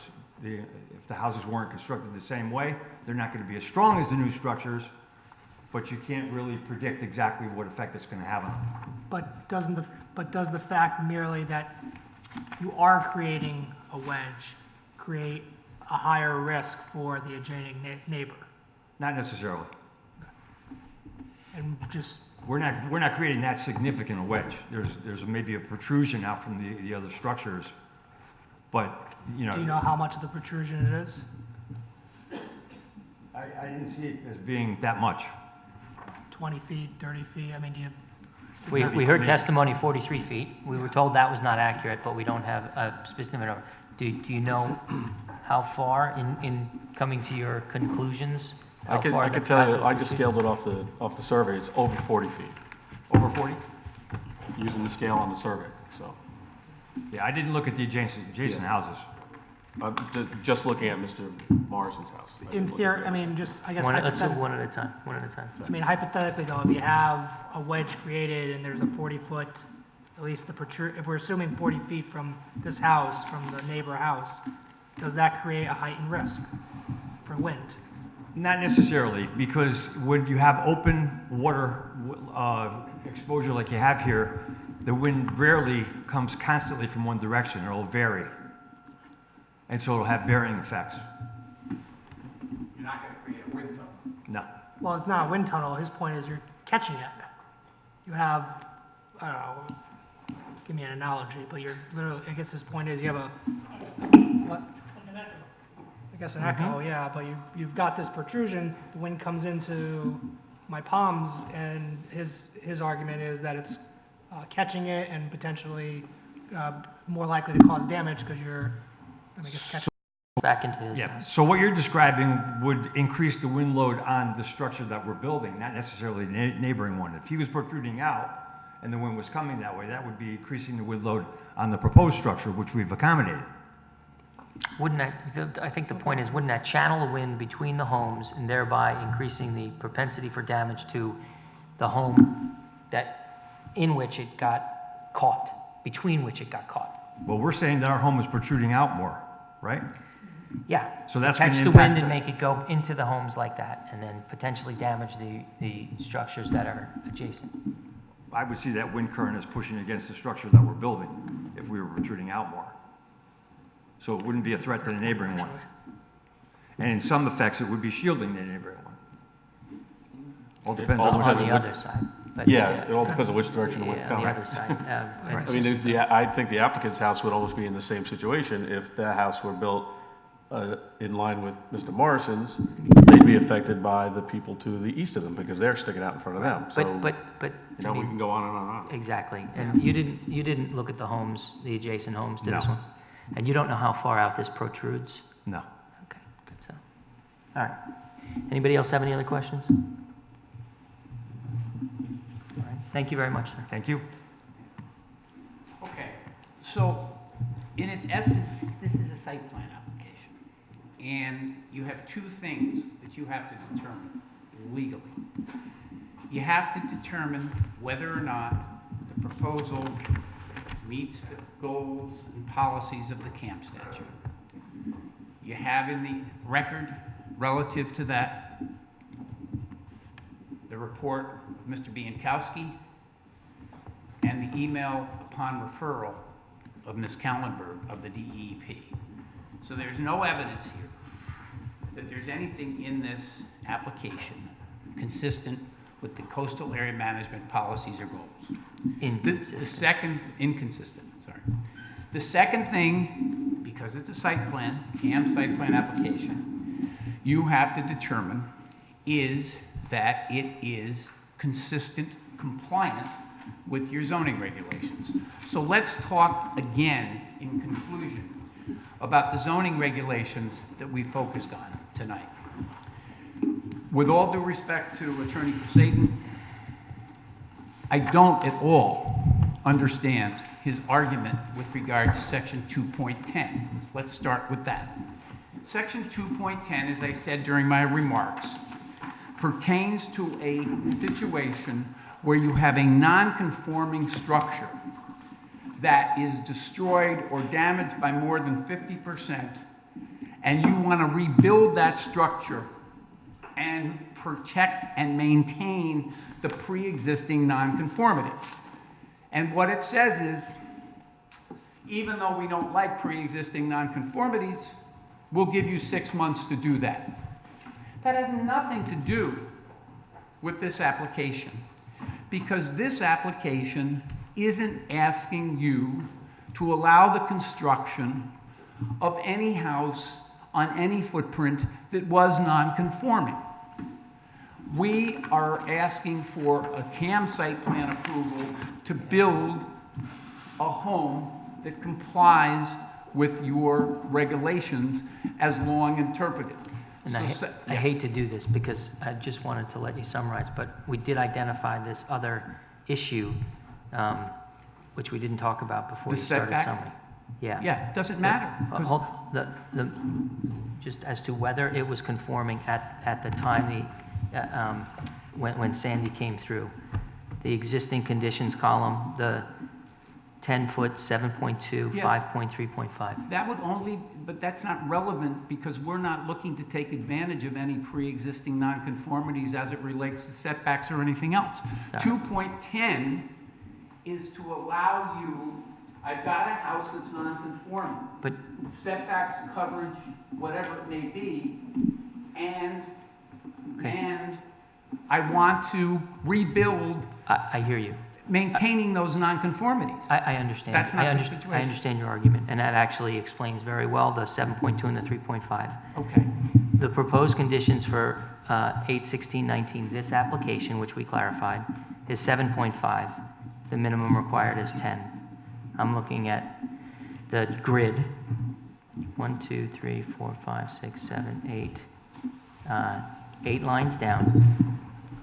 Setback from side property lines more than 1 story, minimum 10 feet, and in proposed conditions, 7.5 feet. You mean the original, so you're saying that the original house was non-conforming as to the setbacks? And the proposed. So the original, as you call them, existing conditions, in the column says 7.2. And I understand your argument. You're saying we don't want to take advantage of that. Correct. We're building, we've got a conforming Correct. application, Right. right? The proposed column lists But that was for the- 7.5. But that was for the variance. You're right. No, no, It should no, be- no, no, no, no, no, no, no, 8/16. The variance one you told me was 7.2. It should be 10, but we covered that. If you look at the actual survey, the numbers should be 10.2 and 5.1. We said at 10, the outside. 2. Look at the survey We on the said chart. at the outset that there was a scrivener's error. That was on with those 2 respect, lines. oh, on both lines, I misunderstood. No, Yeah, no. because it was 5. So where's, so you gotta point that out to me. So that should be the 7.2, yeah. This should be, 7.5 should be 10.2, and 2.4 should be 5.1. And that is consistent with Yeah. the actual A2 survey. So just point out that 10.2. Where's the 10.2? Here, I got the 5.1, I know where that is. I know where that is too. Where's the 10.2? 5-1 and 5-1 is 10-2. 2 sides, both sides. Got it, so you're just adding those together? That's correct. Okay, very good. The closest is 5-1. So 5.1, 5.1, instead of what's listed as That's correct. 2.4. And so you add those together. Oh, So I think what about this one here, 7.5? Well, it's bigger. It's bigger than, this is the closest it could be. Two sides have to be at least 10 feet, and they are, there's 10.2. This is bigger. Yeah, 7.5. And Those are the, what's this one here? didn't have it, but I'm sure it's more than 7.4. Okay, so listen, you gotta submit a revised, you gotta Yeah, we're gonna submit, do that. you need this number too. We're gonna do that. Just need the minimum. Well, I mean, 5.1 yeah. We usually put the Yeah, minimum. yeah, usually, yeah. What we put. Right. And I think one of the commissioners, I think it might have been you, these came from the ZBA application, unfortunately. That's what we were going for, the 2.4. Which is why the mistake exists. Yes. Got it. That's how those. Okay. So, again, 2.10, Tom, did you have a question? No, I'm all set. Thank you. 2.10 doesn't apply here. 2.10 protects the property owner when he or she wants to rebuild a previously existing non-conforming structure and maintain those non-conformities. And it says you got to do that within 6 months. But here we are proposing to build a house that complies with your regs. In that regard, and without being overly redundant, I go back to section 11-2 12.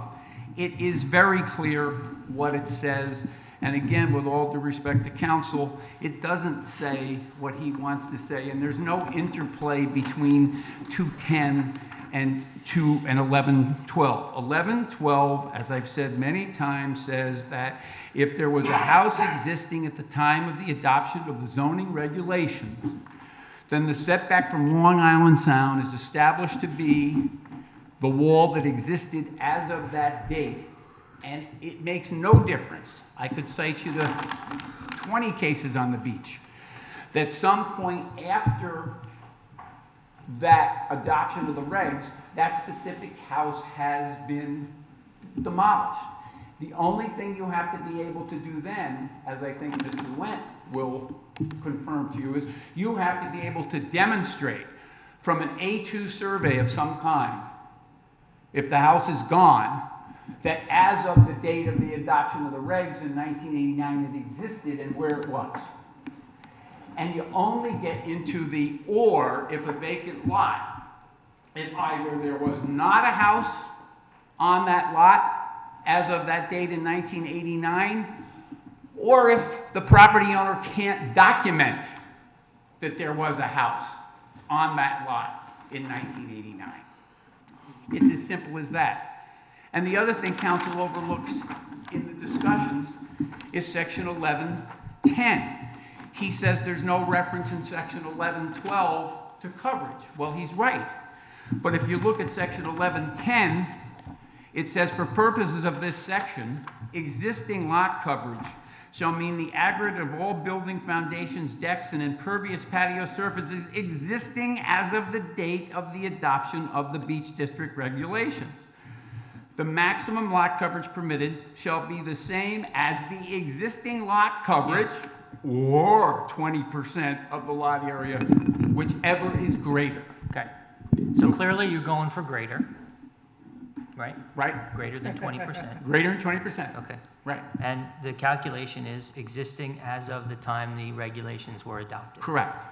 Is that number not 24.8? I think not talking to Mr. Bertula because of the change in the lot area, but we will clarify that in the revised survey that we submit to you. But for this record, whatever the existing lot coverage is as of the date of the adoption of these regulations, we cannot exceed. Right. That's agreed. So you have 210, 1110, and 1112. They're all relevant here, and they all lead to one conclusion, that you have an applicant who wishes your approval on a site plan to build a house that complies with the provisions of your zoning regulations. And there's nothing in the record to support a denial of the application on any CAM-related basis. So I think what needs to be adjudicated by you is this application compliant with respect to your zoning regulations? And the only thing I ask you to do there, because it might wreak havoc otherwise, is be cognizant when you do of number one, the plain language of, I think, these regulations, but also the manner in which they have been consistently interpreted and applied on Fairfield Beach for over 20 years. Excuse me, for over 30 years. Okay? Time flies when you get old. So that's really what we need to do here. Because if you look at 1110, and we will submit the revised survey, and if you look at 1112, we have here a compliant application. It complies with the regs.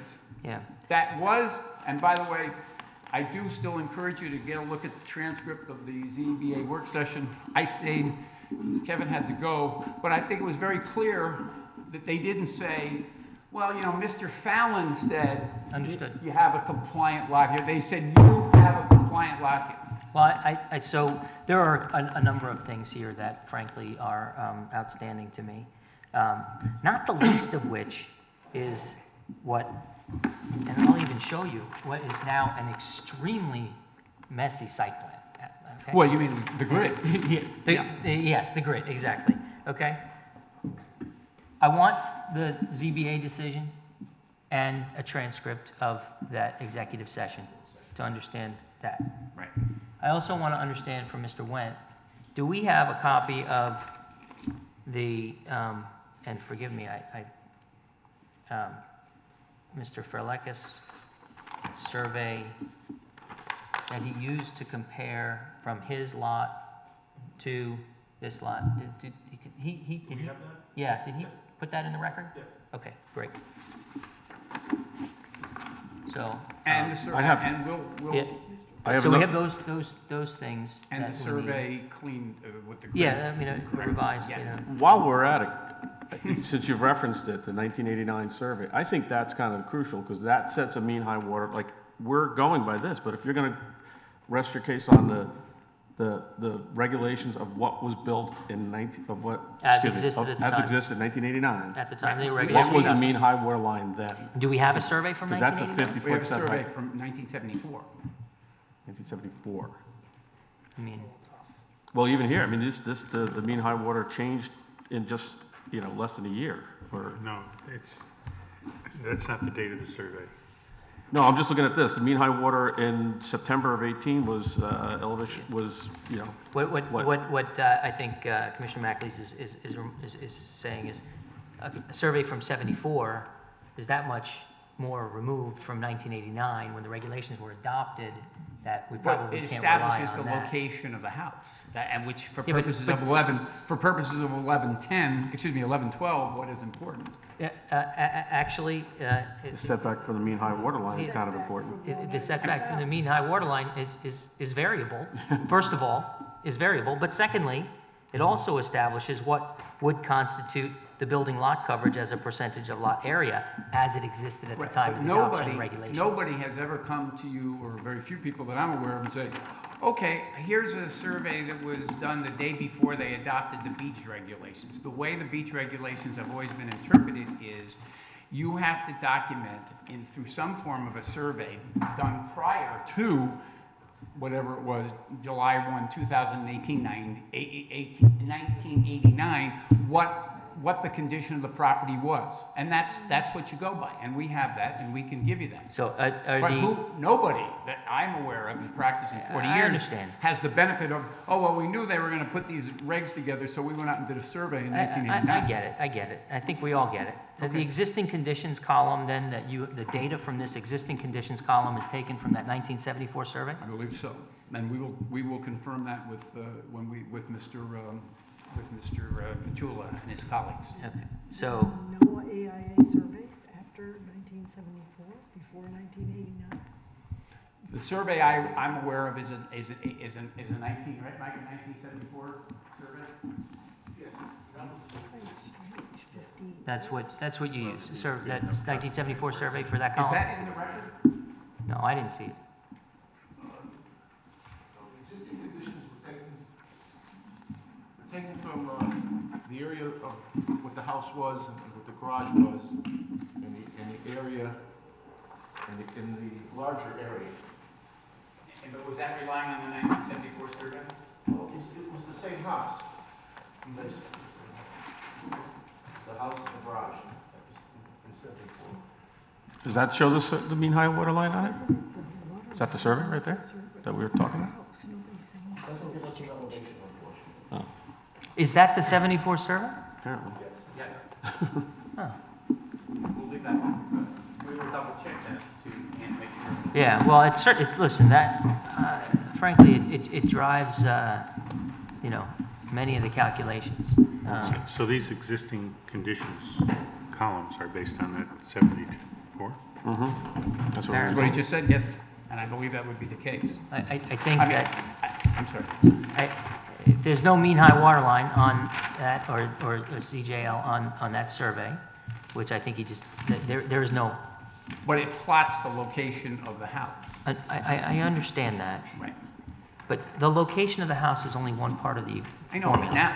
but that can be extrapolated into where the current CJL is. We're not looking to, we're not looking to take advantage of the fact that the lot has been diminished by erosion. What I'm saying is, though, this establishes where the house was. You're not taking advantage of the fact that it's been diminished by erosion, okay? But where the house is only one part of the formula No for doubt. determining these calculations, and they relate to the calculations as they existed at the time the regulations were adopted. Yes and no. I mean, the bottom line is, if you have the footprint of the house as it existed prior to the adoption of the regulations, and then you have a current survey that establishes where the CJL is and whatnot, that still allows you to plot and confirm compliance with the regulations. It will give you a setback calculation based upon the current CJL, not as existed at the time the regulations were adopted, which is the relevant calculation. It also won't give you a proper calculation of the maximum building lot coverage as a percentage of the lot area, because it changed. It's variable. We've addressed that with the survey that we've submitted, which we will unconfuse, if you will. Yeah, okay. So I have, it's not my job. Okay. Do we need to keep the hearing open? I mean, we're gonna, there got a number of questions. Honestly, I don't know, but there may be other documents that I'd like to request. That's your prerogative.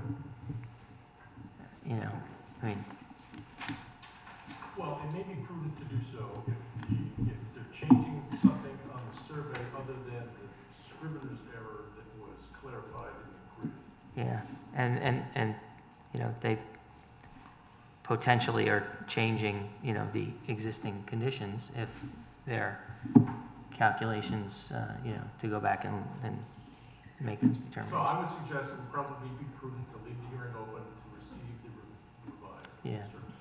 Yeah, and the ZBA things as well. Okay. I suppose since we have an appearance, I mean, do you have any objection to that? No, I was going to suggest that the hearing be made open. Okay. So that we can respond. Yeah. Yeah, and that's an excellent point as well, right? I mean, to the extent that there's new information that comes into the record to which you would like an opportunity to respond, then that solves that problem too. Yeah. We have no objection to that. Okay. I think that's I think that's fair. I think it's fair for everybody, including members of the public who might have some reaction to it as well. I agree. And I mean, this is really important. I agree. We got to get this I right. have Can no. I ask the chairman one question then? Are we going to open to public comment? What if like To the- another 100 people show up? No, I mean, listen, it's based on new information. So, okay. So to the extent that there is new New evidence stuff, right. and information that comes into the record, that is fair game. It's fair game for opposing counsel to make arguments and submit materials and what have you, and for public comment and so forth, and for you to argue in response to them. So we've come this far. We need to do it right. There you go. Okay? All right, so we- All right, good. see So you- now I'm going to hold this application hearing open, and I will adjourn the meeting. Thank you. Some compliance. You earned your salary tonight.